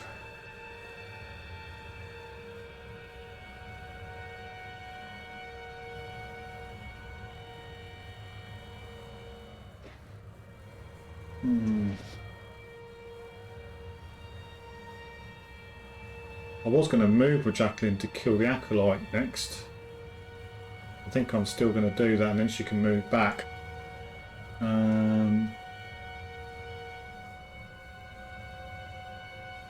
Is that a passageway at the top there? It is a passageway, so that's a passageway. That's not been revealed yet. That's not a passageway. That is a passageway. I think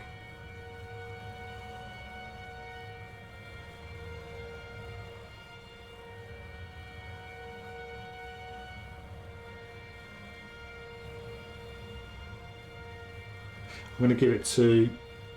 I'm going to give Mr. Peabody to. I'm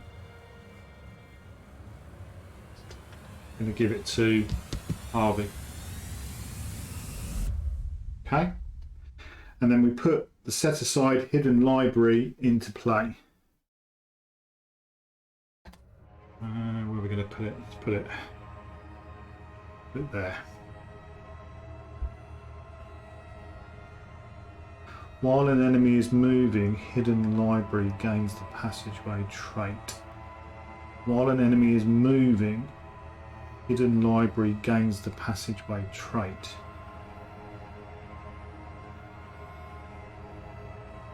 So there's no moving enemies at the moment. Something's obviously going to happen. Okay.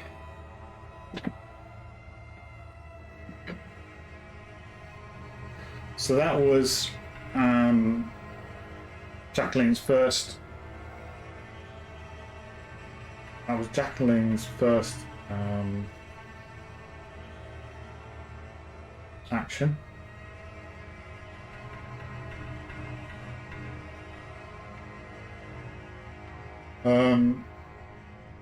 The second action is to draw a card. And she's going to get Psychosis. After you take one or more horror, take one direct damage. 2 actions to discard Psychosis. Delightful. Why is it in this game you always draw your weaknesses? One of them in there, or 2, but you know, okay. And then for a third and final action, she's going to move into the main corridor and she'll engage the Acolyte. So she'll engage the Acolyte there. So she's currently in there.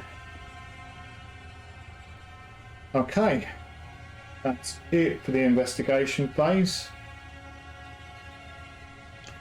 We'll move into the enemy phase. Seeker doesn't move. He stays there. Man in the Pallid Mask doesn't move, so he stays there. And then we've got the Acolyte that's currently engaged with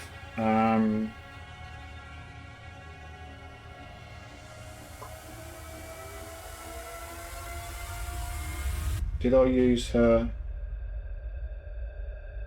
Just bear with me a sec, I just need to check whether I've used her special. I think I have. I just want to double check. Bear with me. Right, yeah, I've just been back on the video. Yes, to double check, I have actually spent her special action. But we're still going to do it. I actually made the opportunity to make a nice cup of coffee as well. So everything's good. So it's the enemy phase, and she is engaged with the Acolyte, who is going to do her 1 damage. I think at this point the better play is to take the 1 damage and take it on the ropes. I could play Hypnotic Gaze to do its damage back to her, but I can cancel the attack, then I'll reveal a random token from the Chaos bag if it's a skull, cultist, sign, or any of the symbols who do its attacking damage to itself, so it would kill itself. I'm not guaranteed. I'm not guaranteed the draw. Yeah. Well, I just realised. Sorry. I'll look back on this. We're on the 3rd act. Should have been through that. Sorry, my apologies. 3rd act. The Oath. The building is very old and filled with all manner of secret passageways. Mr. Peabody explains. Perhaps one will lead to this library you're looking for. Location with the passageway traits are connected to one another. Okay. Only investigators in the hidden library may spend the requisite number of clues as a group to advance. We need 6 clues. 6 clues at this point to get to the hidden library. Sorry. Back to the enemy phase. So I think what I'm going to do is I am going to take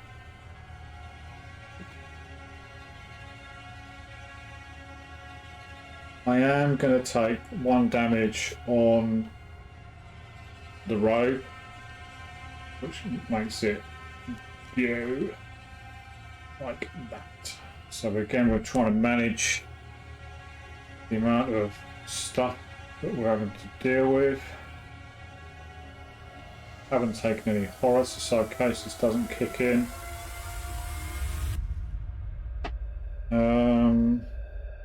So that's it for the enemy phase. None of them are moving, so the passageway doesn't open up yet.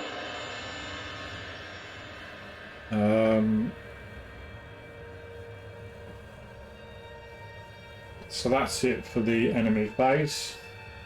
We go into the upkeep phase. Oops. We go into the upkeep phase. We ready our actions.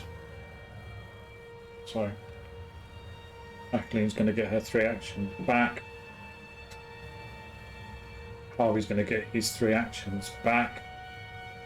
We'll ready any exhausted cards. We don't need to do that.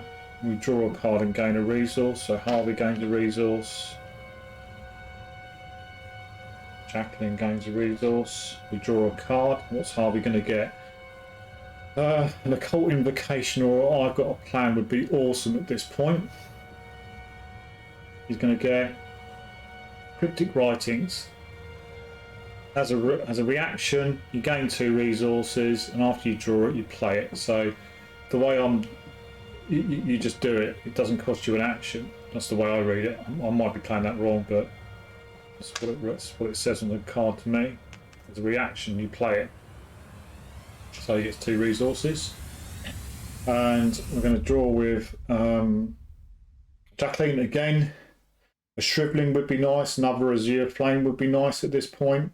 A clairvoyance would be nice at this point. And we're going to get dark prophecy. Okay. Could be quite handy. Could be quite handy. Play when you would reveal a chaos token. So revealing a chaos token when we're attacking, for example.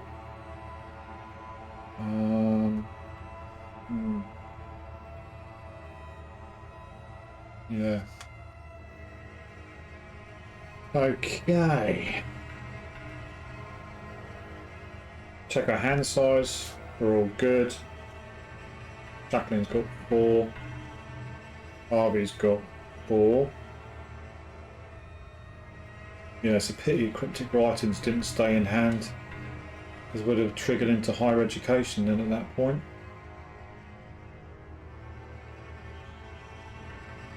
Right, okay, that's it for the upkeep phase. And they're going to go, and then going to go into the Mythos phase. We place 1 doom on the agenda, which we don't. We check the agenda. We check the doom. We've got 2 in play, 3 in play with the acolyte. It's in my threat area at the moment, so we've got 3 in play, so it doesn't trigger. And then we draw a card from the encounter deck. So let's see what Harvey gets. He is going to get false lead. If you have no clues, false lead gains surge. He doesn't have any clues. He doesn't have any clues, they're all gone, we spent them all. So it's going to gain surge. So he's going to get mysterious chantings. Place 2 doom on the nearest cultist enemy. If there are no cultist enemies in play, search the encounter deck. Well, the nearest cultist enemy is the Seeker of Carcosa, so he's going to get 2 doom on him. 1, 2 to engage. Being aloof is a right pain. Takes you an action. I think I've misplayed the whole encyclopedia thing. Sounded good at the time, but anyway, we are where we are with it at the moment. Might come in handy. And then we're going to get a card for Jacqueline, who is going to get Hunting Shadow. You must either spend a clue or take 2 damage. Choose one. Well, I can't. Again, she hasn't got any clues. Just the right time, as we've just spent all of our clues, so she is going to take 2 damage. So 1, 2 down to 4.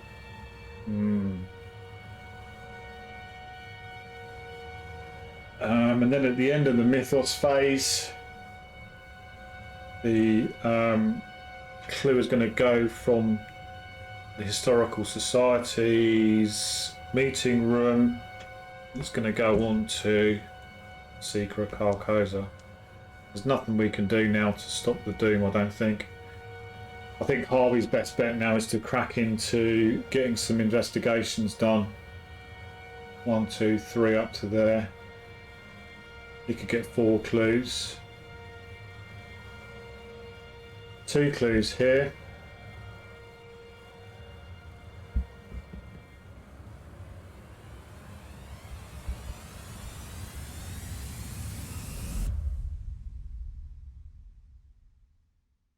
Yeah, okay. Still thinking. Have a quick slurp of the coffee.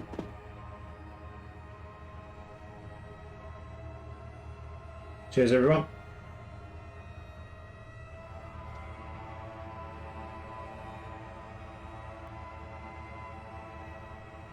Right. So that's the end of the Mythos phase. We then go into the investigation phase. Right.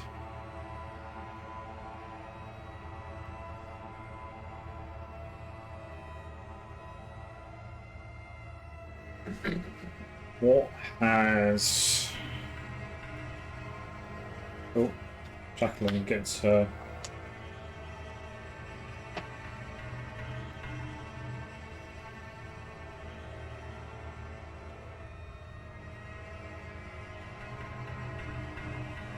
Right, let's take a risk here. She's going to spend one of her actions to play Ineffable Truth. Comes in with 3 charges. 1, 2, 3.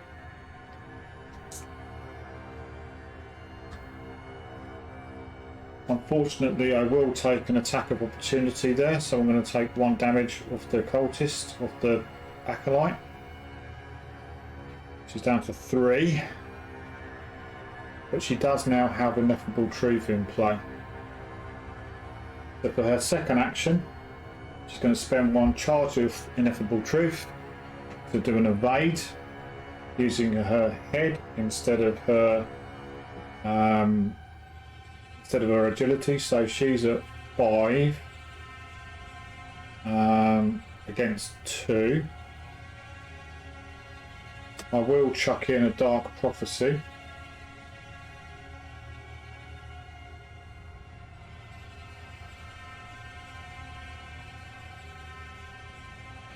Now,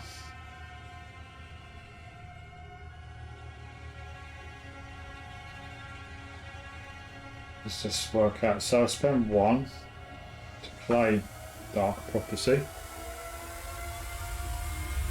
and do her special. Do I do a special? I don't really need to do a special, I don't think.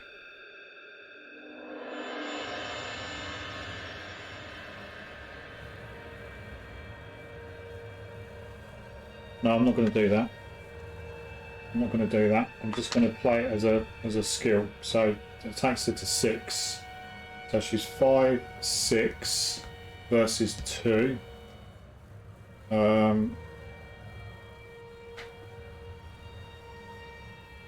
6 versus 2.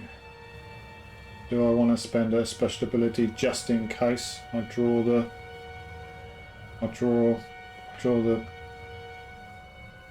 yeah, I'm going to spend my special to draw 3 tokens and ignore 2. So 1, 2, 3. So I'll ignore those 2, take the 0, which means I pass.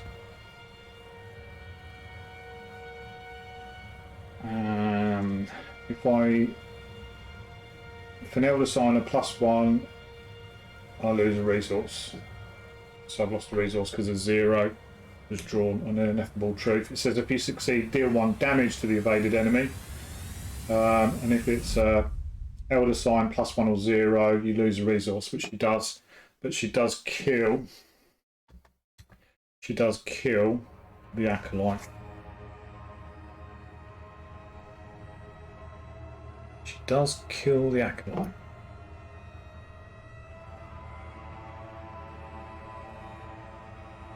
That was her second action. The third action.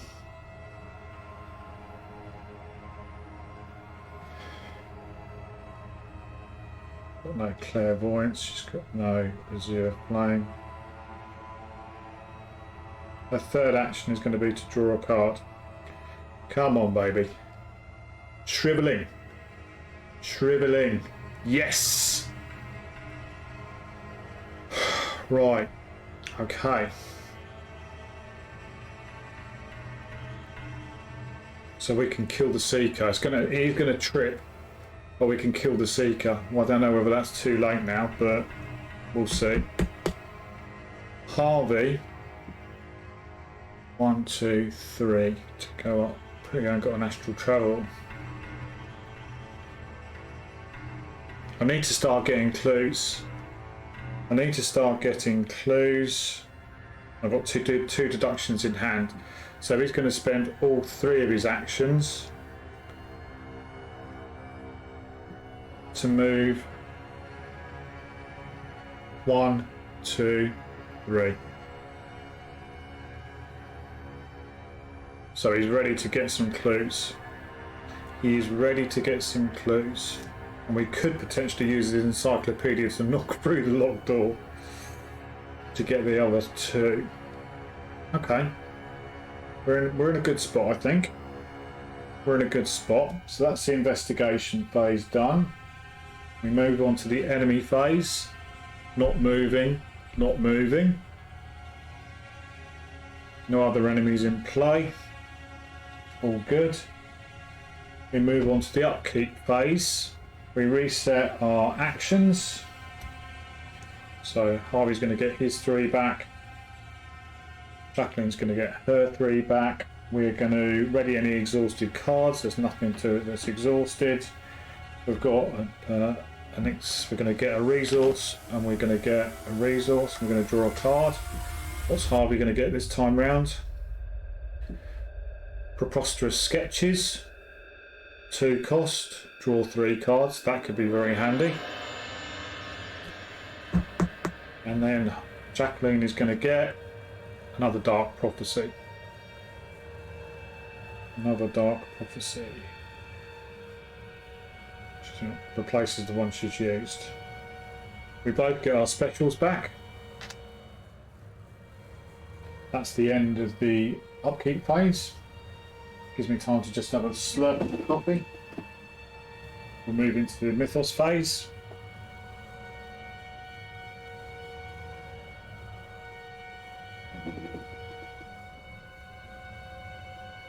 We place a doom, what we can't do, and then we check. And we realise down here we've got 5 doom on the Seeker of Carcosa, so that will trigger the agenda. Ransacking the Manor is going to turn over.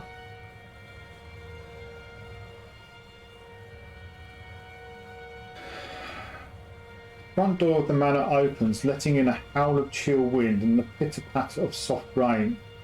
Then it suddenly slams shut. You find a place to hide and eavesdrop, wondering who else might have entered the building this late. No, I swear I don't know where the door is. A man cries out. You'll have to find the path on your own. I cannot help you. He sounds panicked and disorientated.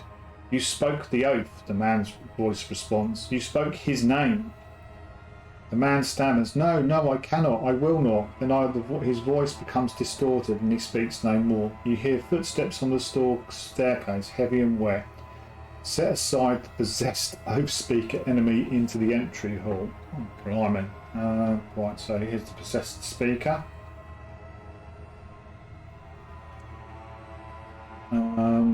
So he is forthright 5, so he's 10 damage, 10 health, sorry, 3 to evade, Hunter retaliate, cannot be damaged in Acts 1 and 2, or we're in Act 3. At the beginning of the enemy phase, the investigators must either ready possessed host speaker or place 1 doom on it. Objective, if possessed host speaker is defeated, resolution 3. Well, I don't think I've got enough firepower to take out 10 health. But he's gonna be hunting, so that means there's gonna be an enemy moving. Which means that we could okay. Right. So he comes into play down in the hallway.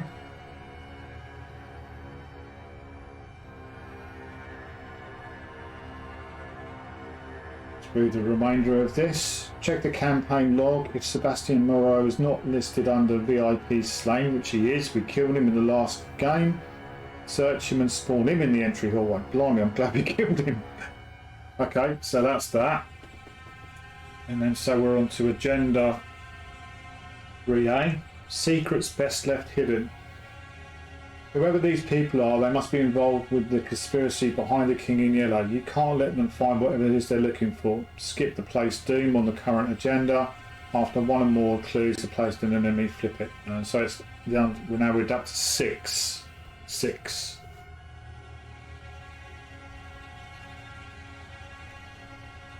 Okay, so we're going to take all of the doom off the Seeker.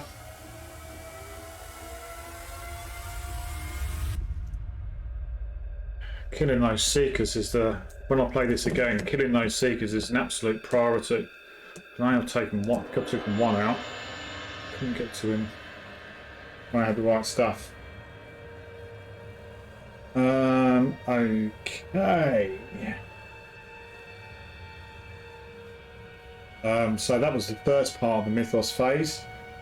We then got to go into drawing the cards for each of them.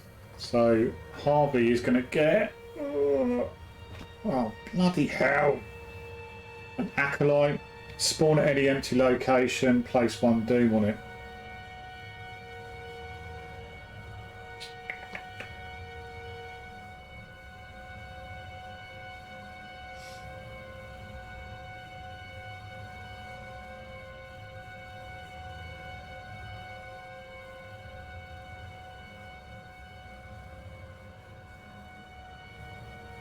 Okay, I'm going to place him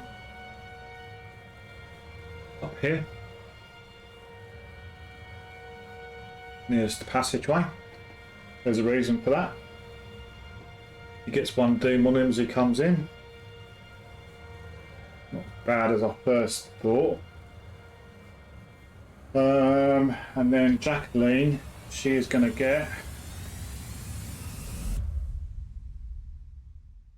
spend 1 clue or take 2 damage. Oh, goodness sake, she's down to 1. She is down to 1. Jacqueline, bless her, is down to 1 health. More coffee required at that point.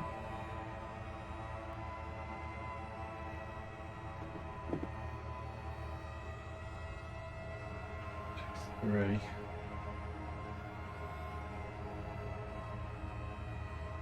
This turn now, this investigation phase is going to be the make or break turn for the game. This is going to be the make or break turn for the game.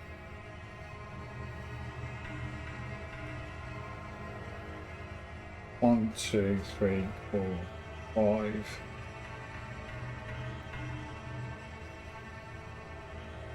I think I'm going to have to do some shenanigans here to get the 4 tokens, because I've only got 5 cards and I can only access higher education. I'm talking about Harvey now. I'm thinking about getting 4 clues off, playing deduction. It's a shroud value of 3 because Mr. Peabody's with me.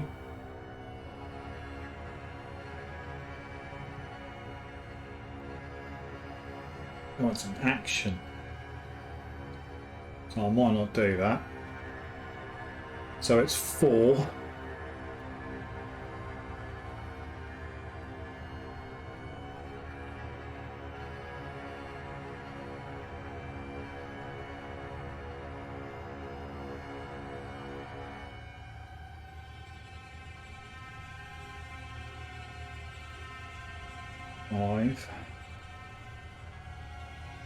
Yeah. Okay. Harvey's go. First action. Spend 1. Draw a card. I draw Burning the Midnight Oil. Because it's his investigation, or we're in the investigation phase, I'm going to spend his special to draw another card, which is Arcane Enlightenment. So that's handy. I've got 2 actions left. My second action is to investigate.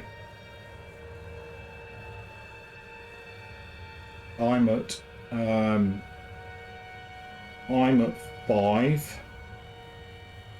I'm going to chuck a deduction in for 6.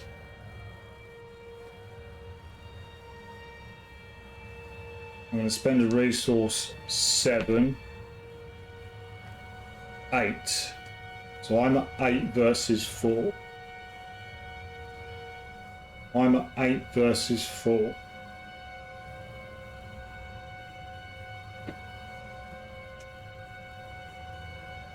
I'm at 8 versus 4, and we're going to draw -2. A -2, which means we're successful. We get 2 clues because of deduction off of the Historical Society.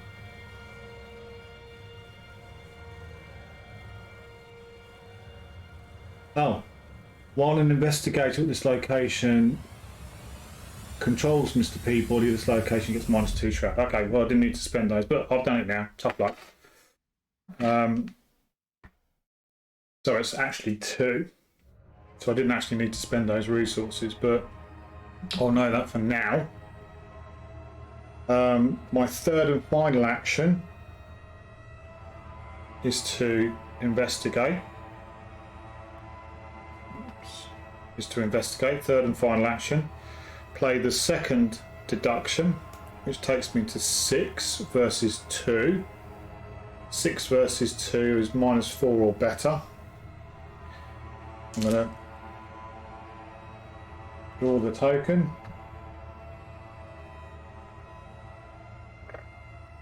Elder sign. Awesome.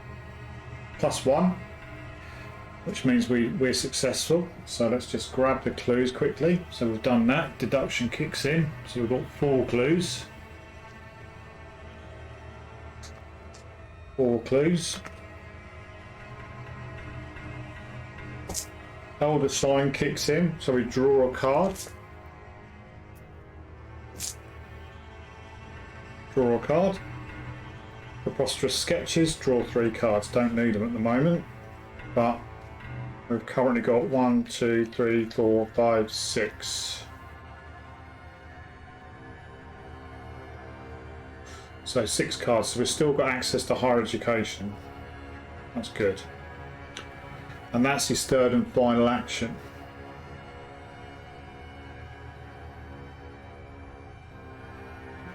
Okay.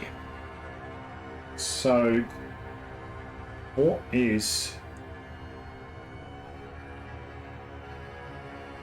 She's going to kill the acolyte. So first action from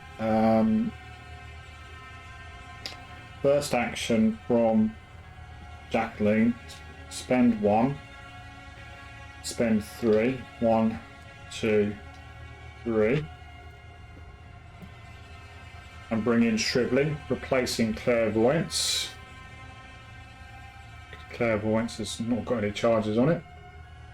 comes in with 4 charges. 1,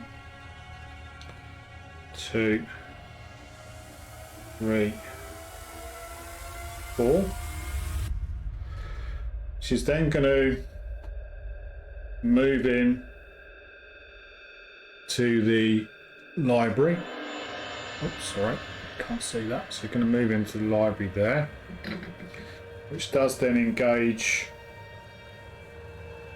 Jacqueline.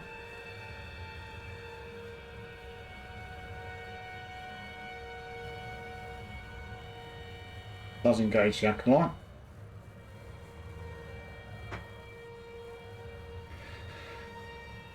And then for her third action, she's going to spend 1 of the shrivelings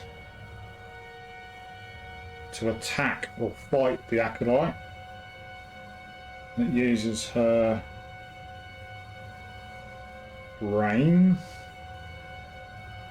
her will. She's at 5. She'll go to 6 playing Dark Prophecy. Well, not playing, but for the around the head. And she'll also use her special ability as well to draw 3 tokens. So she's 6 versus 3, drawing 3 tokens.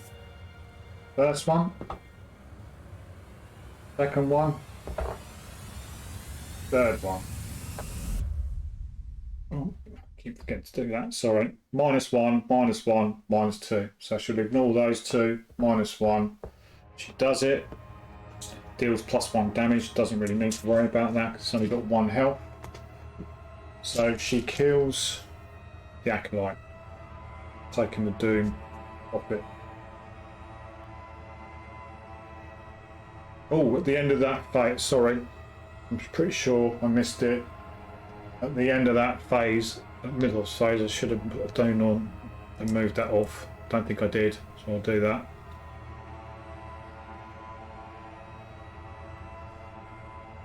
So that's the 3 actions from Jaqueline. That went pretty much as well as I could have hoped it to go. So the next turn, we're going to try and get a couple of things off here, and then we can hopefully move in to the hidden library. When an enemy is moving, while an enemy is moving. Not particularly well worded, but anyway. So we'll then go on to the enemy phase. I'm going to have to ignore this man in the pallid mask. I'm not going to be able to get him this time round. Seeker of Carcosa is not going to do anything, but the possessed oath speaker is going to move up. He's got Hunter, so he's going to go to there.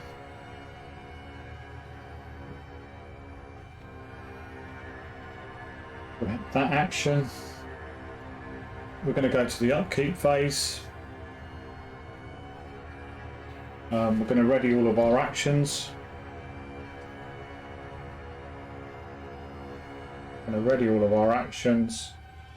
We are going to exhaust, ready any exhausted cards, which is all fine.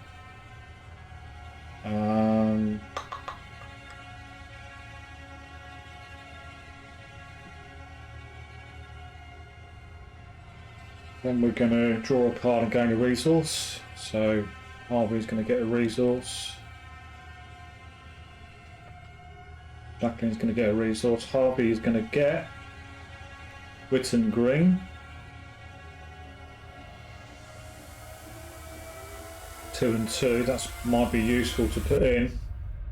It's a bit more of a soak, just in case the dude gets us. And then Jacqueline is going to get Scrying Mirror. After a skill test at this, perform the reveal chaos token step before, instead of committing cards. That could be handy if she's going to try.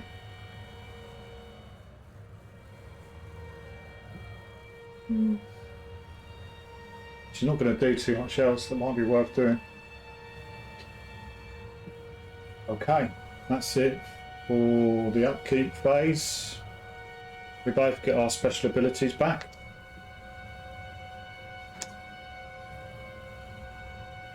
And we move on to the Mythos phase. Another drop of coffee. Cheers.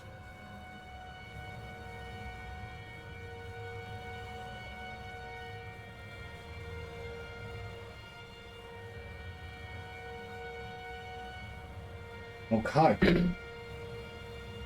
So Mythos phase, we don't place any doom. We check, there's one doom in play. We then go into drawing cards for everybody. Be kind, be kind. So Harvey is going to get Led Astray, Peril, Revelation. You must decide, choose one. Place one of your clues on a cultist enemy. No, can't do that. Place one doom on the current agenda. Well, we'll have to do that. That's one on there. That's not too bad. And then Jacqueline is going to get the cult search. If there's a cultist enemy in play with doom on it, which there is, move all doom from each cultist enemy to the current agenda. This may cause the current agenda to advance if there's no. So, oh, okay. There's a cultist enemy in play with doom on it, move all doom from each cultist enemy. There's only the seeker. So that doom is going to go across onto the agenda.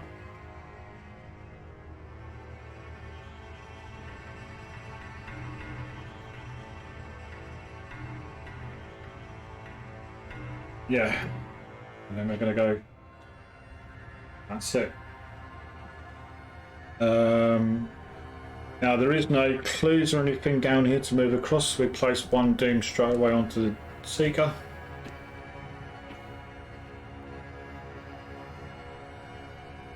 There's nothing that goes on the possessed oath speaker. It'd have to be a guardian to be able to take him out, because 10 health with these two, so I'm just going to have to ignore him, or try to ignore him. Okay, that's the end of the Mythos phase. We'll go on to the investigation phase.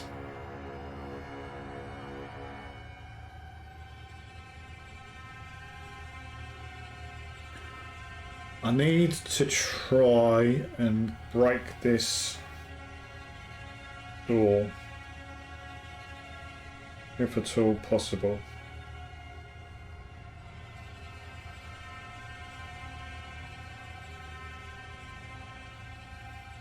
Right, first of all, I'm going to pay 3.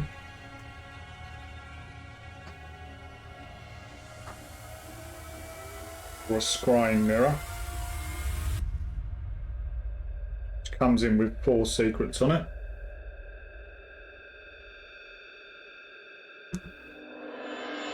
One, 2, 3, 4. That's my first action.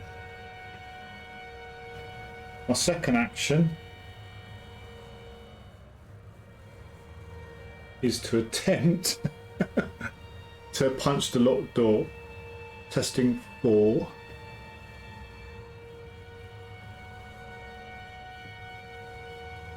She's 2 and 2 on agility or strength. That doesn't really make much difference.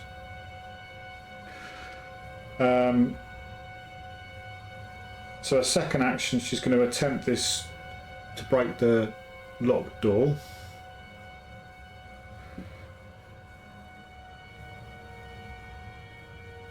And she is going to spend her special action to try and do it. She has got 1 card she can chuck in to make it 3. So it's currently 4 versus 2. It's the only thing I can think to do to try and break it.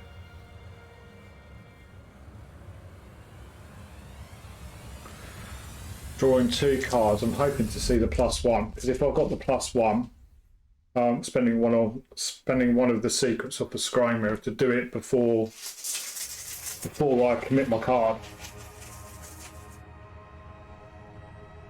So she's going to be drawing 3 tokens. She's going to get -1. Come on. The skull. -1.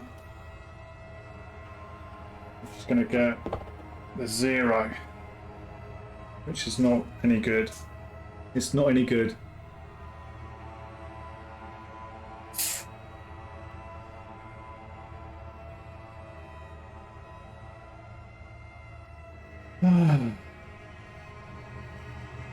Okay. Let's put that back into the bag.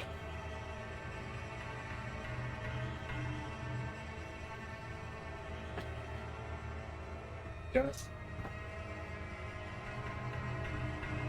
Try and do that again. Right. Okay. So the third and final action.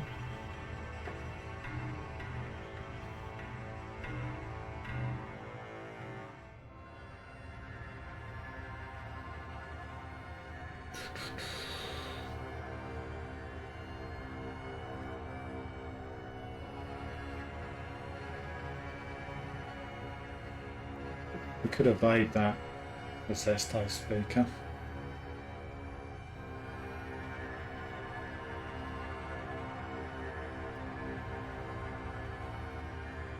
We can keep him down. Actually, if I can evade him,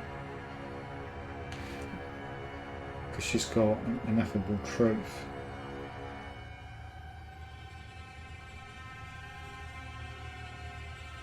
Three versus 5. Yeah, that's doable. But she's got one action left to go, so she will have a go. She will speak another. Or does she spend a scrying mirror?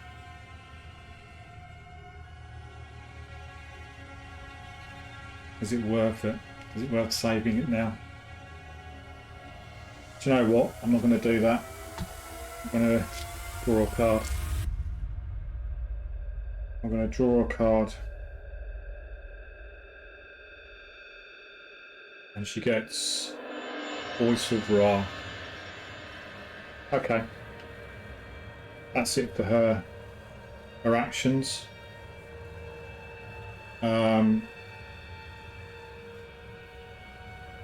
Harvey has got his 3 actions. Gonna go 2 to move. 1, 2. And then he is going to draw a card, which in his investigation phase he'll use his special to draw 2 cards. So he's going to get another wit and green and a feed the mind.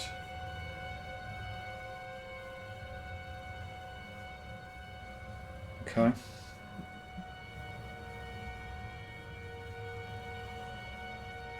One, 2, 3, 4, 5, 6, 7, 8, 9. 9 cards in hand. Actually, we'll have to discard one of these because I haven't got any pluses at the moment, so we'll have to remember to do that. Okay, that's it for the investigation phase. The enemy phase, the oath speaker will move to the quiet halls. Sorry, he's moved up the top there. There's one away from us. That bloody locked door. Ugh.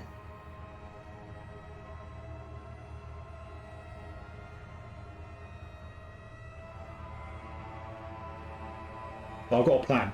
I've got a plan. That's the enemy phase. Nothing else is moving. We're moving into the upkeep phase. We'll reset all of our actions. We'll reset all of our actions. We will then ready any exhausted cards. We'll take our We'll get our specials back. We'll draw a card and gain a resource. Harvey is just swimming in money. He really is. All the games I've played with him, he's had loads of money. Now we'll draw a card. Harvey's going to get Vault of Knowledge. Okay. And then we're going to get for Jacqueline, she is going to get Crystal Pendulum. Might be worth putting into play because it gives a +1 head, +1 will, +1 will, Ineffable Truth. Okay, alrighty. That's the Upkeep Phase done.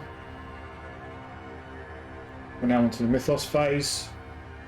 We check, we're at 3 Doom.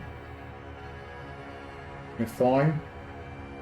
I'll put the Doom on the Seeker of Carcosa while I remember. So we've got 2 over there as well. This is a bit of a clock now. This is a bit of a clock.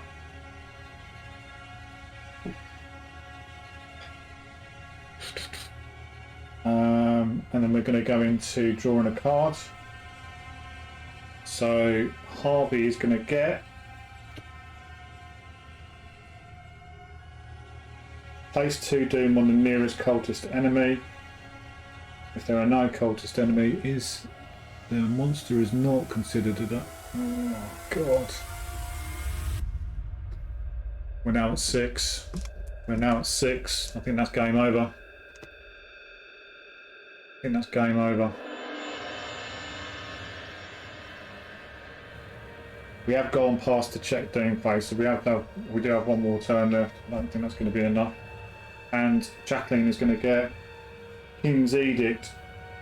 From each cultist enemy in play, move 1 clue from the enemy's location to that enemy until the end of the round. Each can, if there are no clues, move that way, gain search. So I'm just going to search, no clues. Descent into Madness, search. If you have at least 3 horror on, you lose 1 action. She hasn't, she's only taken 2, 8 to 6. So that's going to get Surge.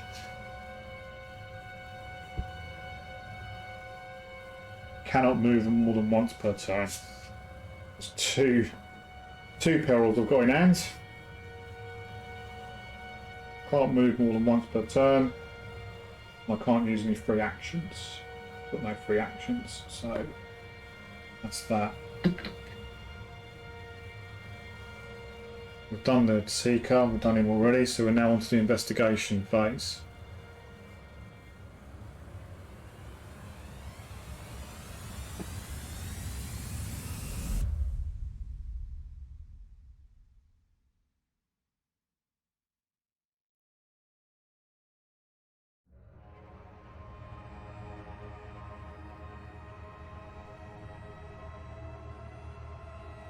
Right. Harvey's going to attempt to lockpick the locked door. His lockpick is 2. So he's going to spend an action.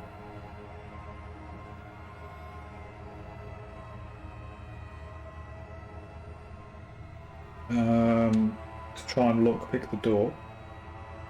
He is at 2.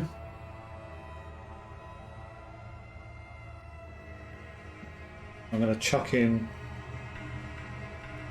Burning Midnight to give it +1, so he's at 3. Vault of Knowledge to give it 4, 5 because it's got a wild card on it. So I'm 5 versus 4. 5 versus 4. I'm going to spend an action and exhaust Encyclopedia to take it to 7 versus 4. And that's about as best as I can do. 7 versus 4.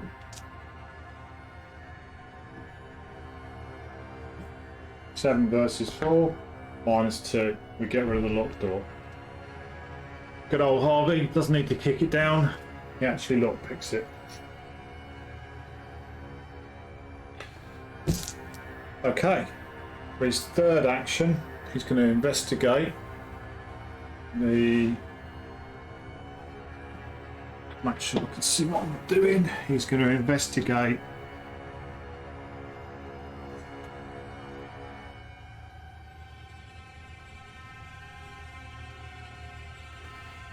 after you successfully investigate the location, take 2 horror and discover 1 clue at this location. So he needs to win this one because then he's going to get 2 clues, which is the 6 clues we need. And the enemy is moving. I can't clear this though. I can't clear this.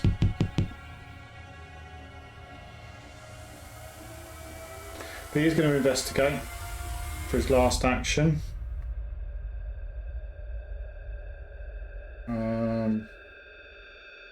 3 versus 5.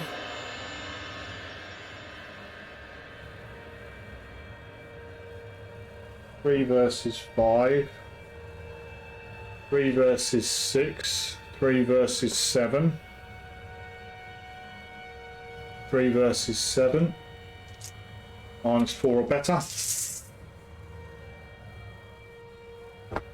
+1. He gets it. He gets it. He will take 2 horror. Let's go down to 5. Get 2 clues off of here.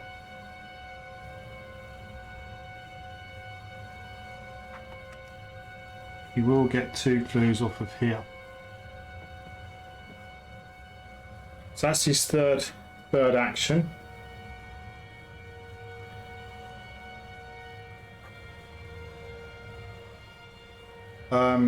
It's now Jacqueline's go. And the way I'm reading this is while an enemy is moving, Hidden Library gains the passageway trait. This monster is moving. It's moved, it's moving. This has the passageway trait. So I can move Jacqueline from there into here, which is what I'm going to do. Hopefully I'm playing that right. We're just going to flip this over.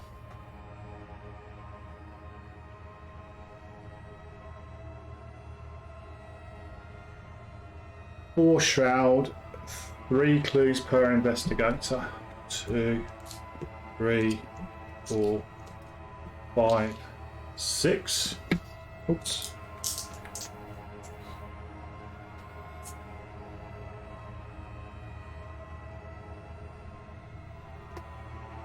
Let me just check the camera to just not in my... Oh yeah. Let's just do that. My excitement. There we go.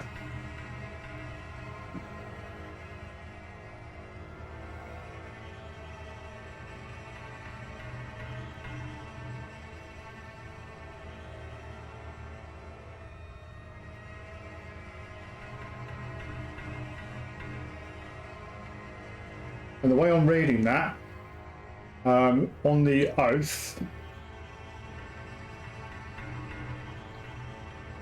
only investigators in the library. So that was her first actions to move. If only Harvey had one more action. I needed one more action.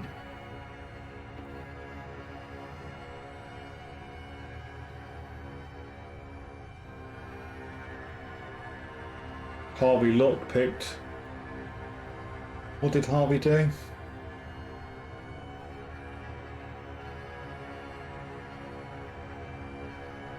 Yeah, he needed to gain the clues. He needed to gain the clues. He moved, lockpicked, and then he got the clues. Didn't have any spare actions there.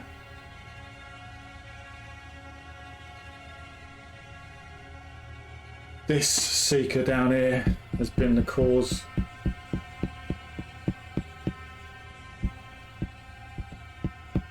That's Seeker down there has been the cause. Can't get back to him. Oh, hang on.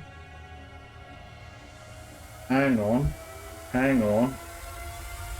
So she's there. Hold on. This has got the passageway trait. This has got the passageway trait.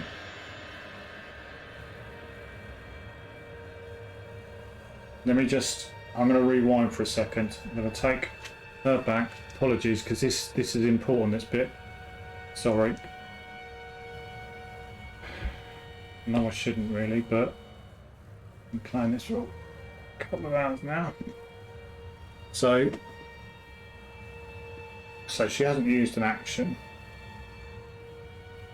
She hasn't used an action. There's nothing really under there that tells me anything that I shouldn't have known.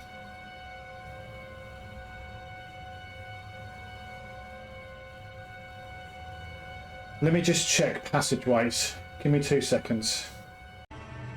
Okay, back. Just done a very quick check. Also, over on the Facebook page, the Arkham Horror UK Facebook page, to confirm this.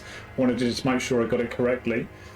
So you can move between passageways. So that's how they work. So, right, on that basis, Jacqueline is going to spend her first action to move. Oh, there we go. She's going to spend her first action to move down to the Historical Society, which means that she automatically becomes engaged with the Seeker. Oh no, he's aloof. He's aloof. Okay. We can still hopefully stop it from... No. One action to engage. Can't do 3 damage to it.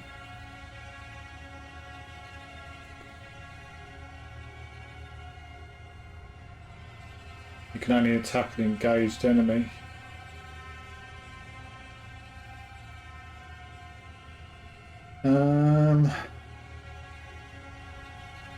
It's aloof. Okay, let's just play this through. The first action was to move down.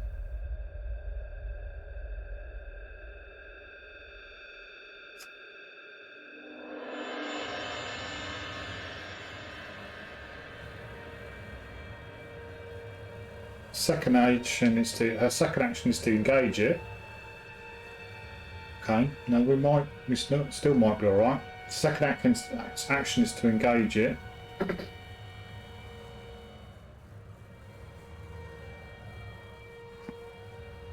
Oh, I haven't got enough resources.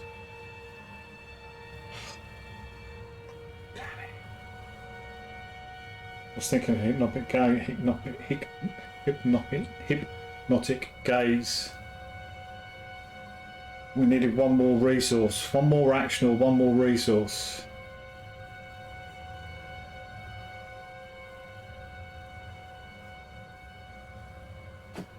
Hang on a second.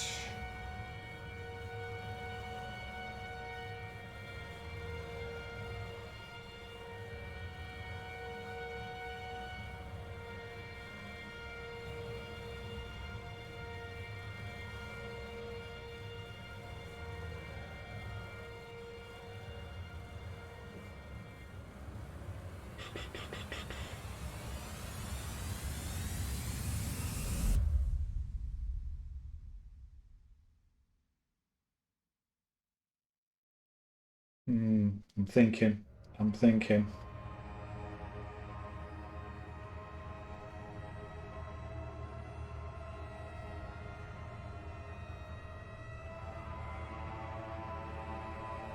thinking at the moment. So she hasn't spent her second action at the moment because I'm still thinking. She's moved down. She's still got 2 actions left.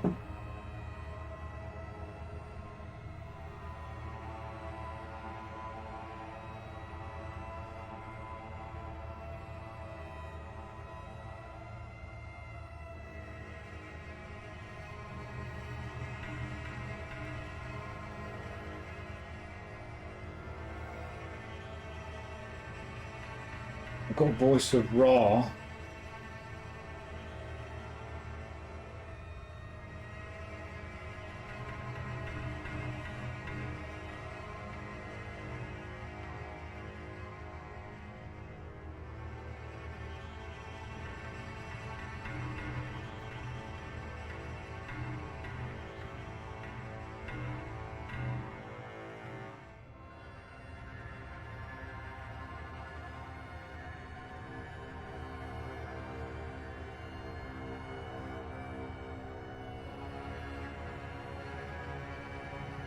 Voice of Ra doesn't. It's going to do its damage to itself, but it doesn't do any. Doesn't do any damage. It just does sanity.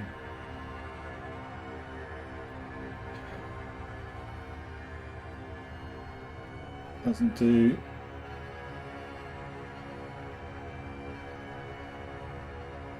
Can't get the 3 off the agenda. Scrying Mirror doesn't help. Shriveling does +1 damage. I'll take a Horror. Ineffable Truth deals 1 damage to it. If I evade it, so I could engage it. My second action.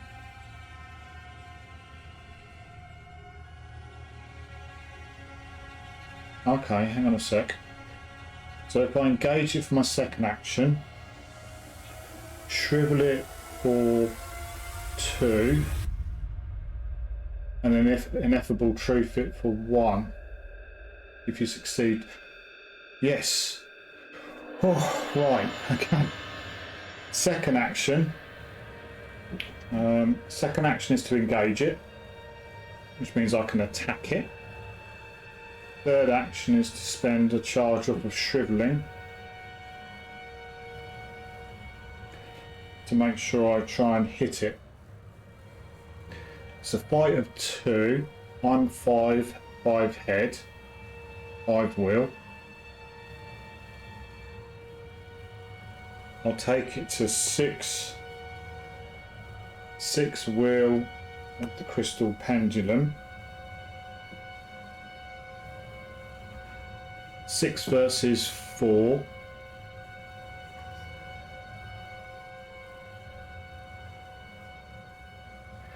Six versus 4. 6 versus 4.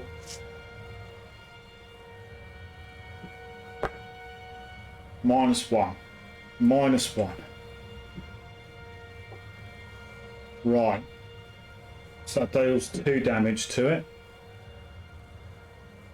I'm going to keep it over here for the time being. Sorry, you can't see. I'll put 2 damage on it. 2 damage on it. Oh no. Ineffable Truth.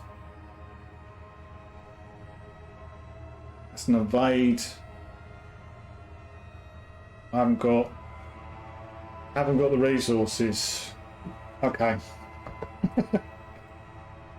Can't do it. Can't do it. That's her third and final action.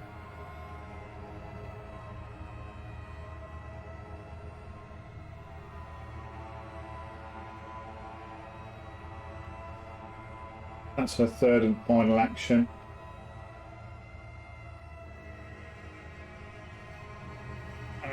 No, I'm dead. I'm dead. I'm dead. We're going to the enemy phase. The Seeker of Carcosa is going to do me 1 sanity, which is enough. It's going to take me 1 action down to that, but Psychosis, after you take 1 or more horror, take 1 direct damage, which is going to kill Jacqueline. So she is dead. 3 direct damage. So that's her gone. The Possessed Oath Speaker is going to move into here to engage Harvey. to engage Harvey.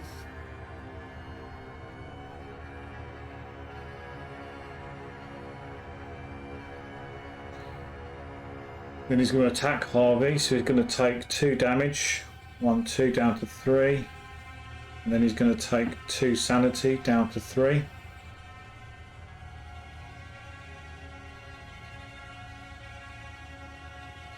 That's it for the enemy phase.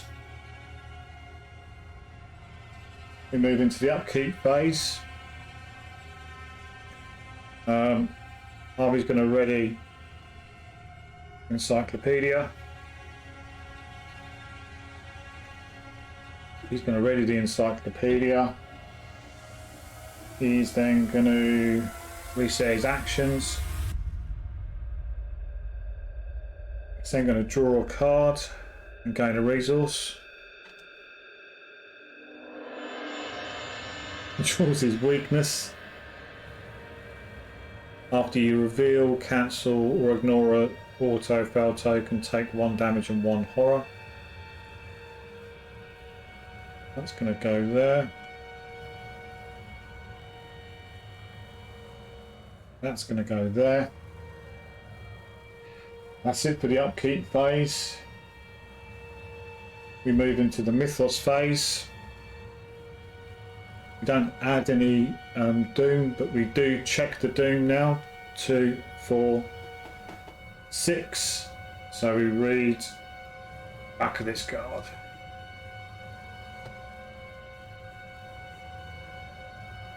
There is a rush of footsteps along the manor's central stairway, and the front door opens once more.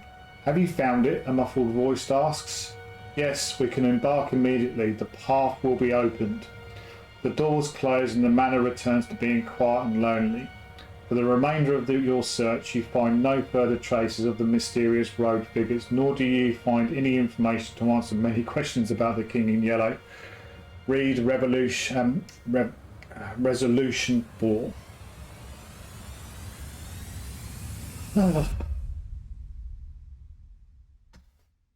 And that's the sigh that many players playing Arkham Horror will realise and understand. 1 or 2 more resources, 1 or 2 more actions, and it would have been home and dry. Harvey had 6 clues, could have gotten to the hidden library. He had Mr. Peabody. Jacqueline needed 1 more action, or 1 more resource actually, and she could have killed the Seeker because she had a hypnotic gaze in play. She had her special ability in play, and she could have done. No, she couldn't have done. She needed 1 more action to have taken the Seeker out. But hey, that's the game. If it was easy, it wouldn't be as much fun. I had to do a lot of thinking there towards the end. I'm going to move across to the computer now and work out if we've got any XP at all, and what the resolution means. Alright, I'll see you across at the computer. Okay, we're now across at the computer. Still getting over, you know, that feeling you get at the end of a game, you're like, ugh. Anyway. Record any trauma. So let's do that. Jacqueline is going to take a trauma because she was defeated by damage. So she's going to be down by 1. That's not looking particularly good for her. So we'll continue on that. Choose trauma type, physical trauma. Continue.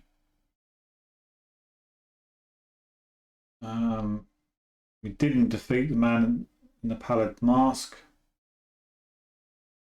Harvey's fine. So let's read the resolutions. Resolution 4, what it told us to read.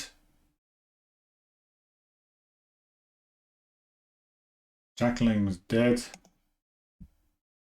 Defeated by physical trauma. Continue.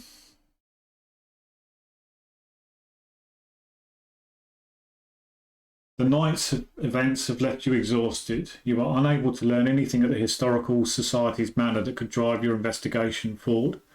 Whoever those intruders were, they must have been looking for the same information you were. Distraught, bloody tell me about it, you find your way to the closest bed you can find in Mars boarding house, not too far from the Historical Society. Dawn breaks as you reach the boarding house, the front doorknob and ferns of the porch covered in dew.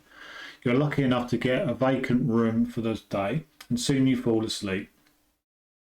Suddenly you are falling. Above and all around you, a blinding radiance flares like an inferno. Your head twinges with pain and your visions swim with brilliant colours. Your skin is singed by the flames. Below you, the abyss opens and swallows you whole. You then find yourself in a dank, windowless cell filled with a putrid stench. A man is huddled in the corner of the room, shivering from cold or for the hopelessness of his situation, or perhaps both. No mask, he mutters over and over. No mask, no mask. You take a few tentative steps forward, but before you can reach him, the metal slot of his cell door slides open and you hear an orderly call to him. Daniel, it's time, he says. Daniel, wake up, Daniel. Then you awaken. In your campaign log, record that the followers of the sign have found the way forward. Each investigator earns experience equal to victory X value of each card in the victory display. Each investigator gains one bonus experience as they gain insight into the machinations of the King in Yellow. Okay, let me just check the victory conditions if we've got any.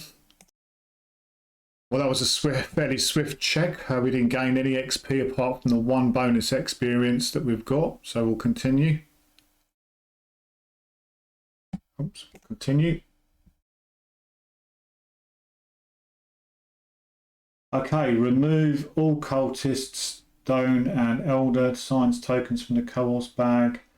Then add one cultist, one stone and one elder. Oh, she's only got -1 physical, not -2.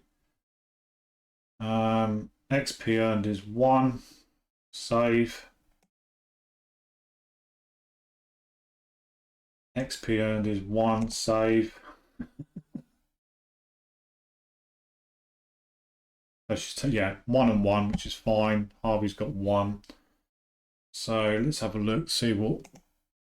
She's got 2 XP to spend. And Harvey has got 3 XP to spend.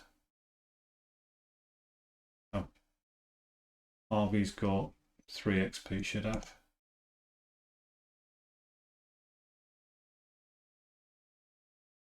Okay, I'm going to have a look at the decks and see what we can do. Okay, just to finish out and round off the video, I've been through the decks for Jacqueline and Harvey. I have spent Jacqueline's 2 XP, pretty much forced into a route really with the physical trauma, with her only starting off with 6. Going down to 5 at the start of the scenario is not great. So what I've done is I've looked through and the best I can come up with really to spend her 2 XP is to give her the David Renfield ally, the 0 level. So it cost me, I put 2 copies in. He does give me an additional willpower if he's got a doom on him, but more importantly he's got 2 health and 1 sanity, so 2 copies of that to hopefully get him out. And also I've got the robes as well, which I'll need to sort of focus on now to give me those extra 2 health going forward. So that's Jacqueline. I've updated her deck. And Harvey, I've spent 2 of his 3 XP. What I've done is I've taken out 2 of the Astral Travels. Quite situational really, those ones. I mean, they did come into play a little bit, but the chances of needing to use them are quite slim.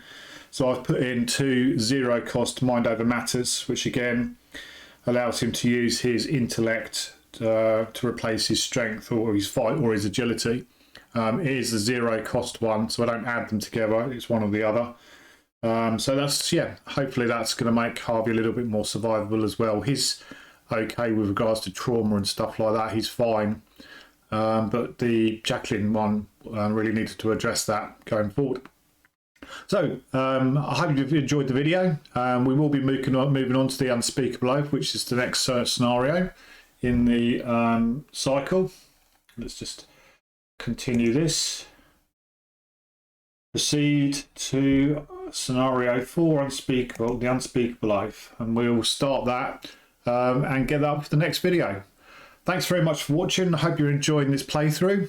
Please like and subscribe and comment. That really does help the channel. And I look forward to seeing you all again on the table very soon. Thanks a lot. Thanks for watching. Bye.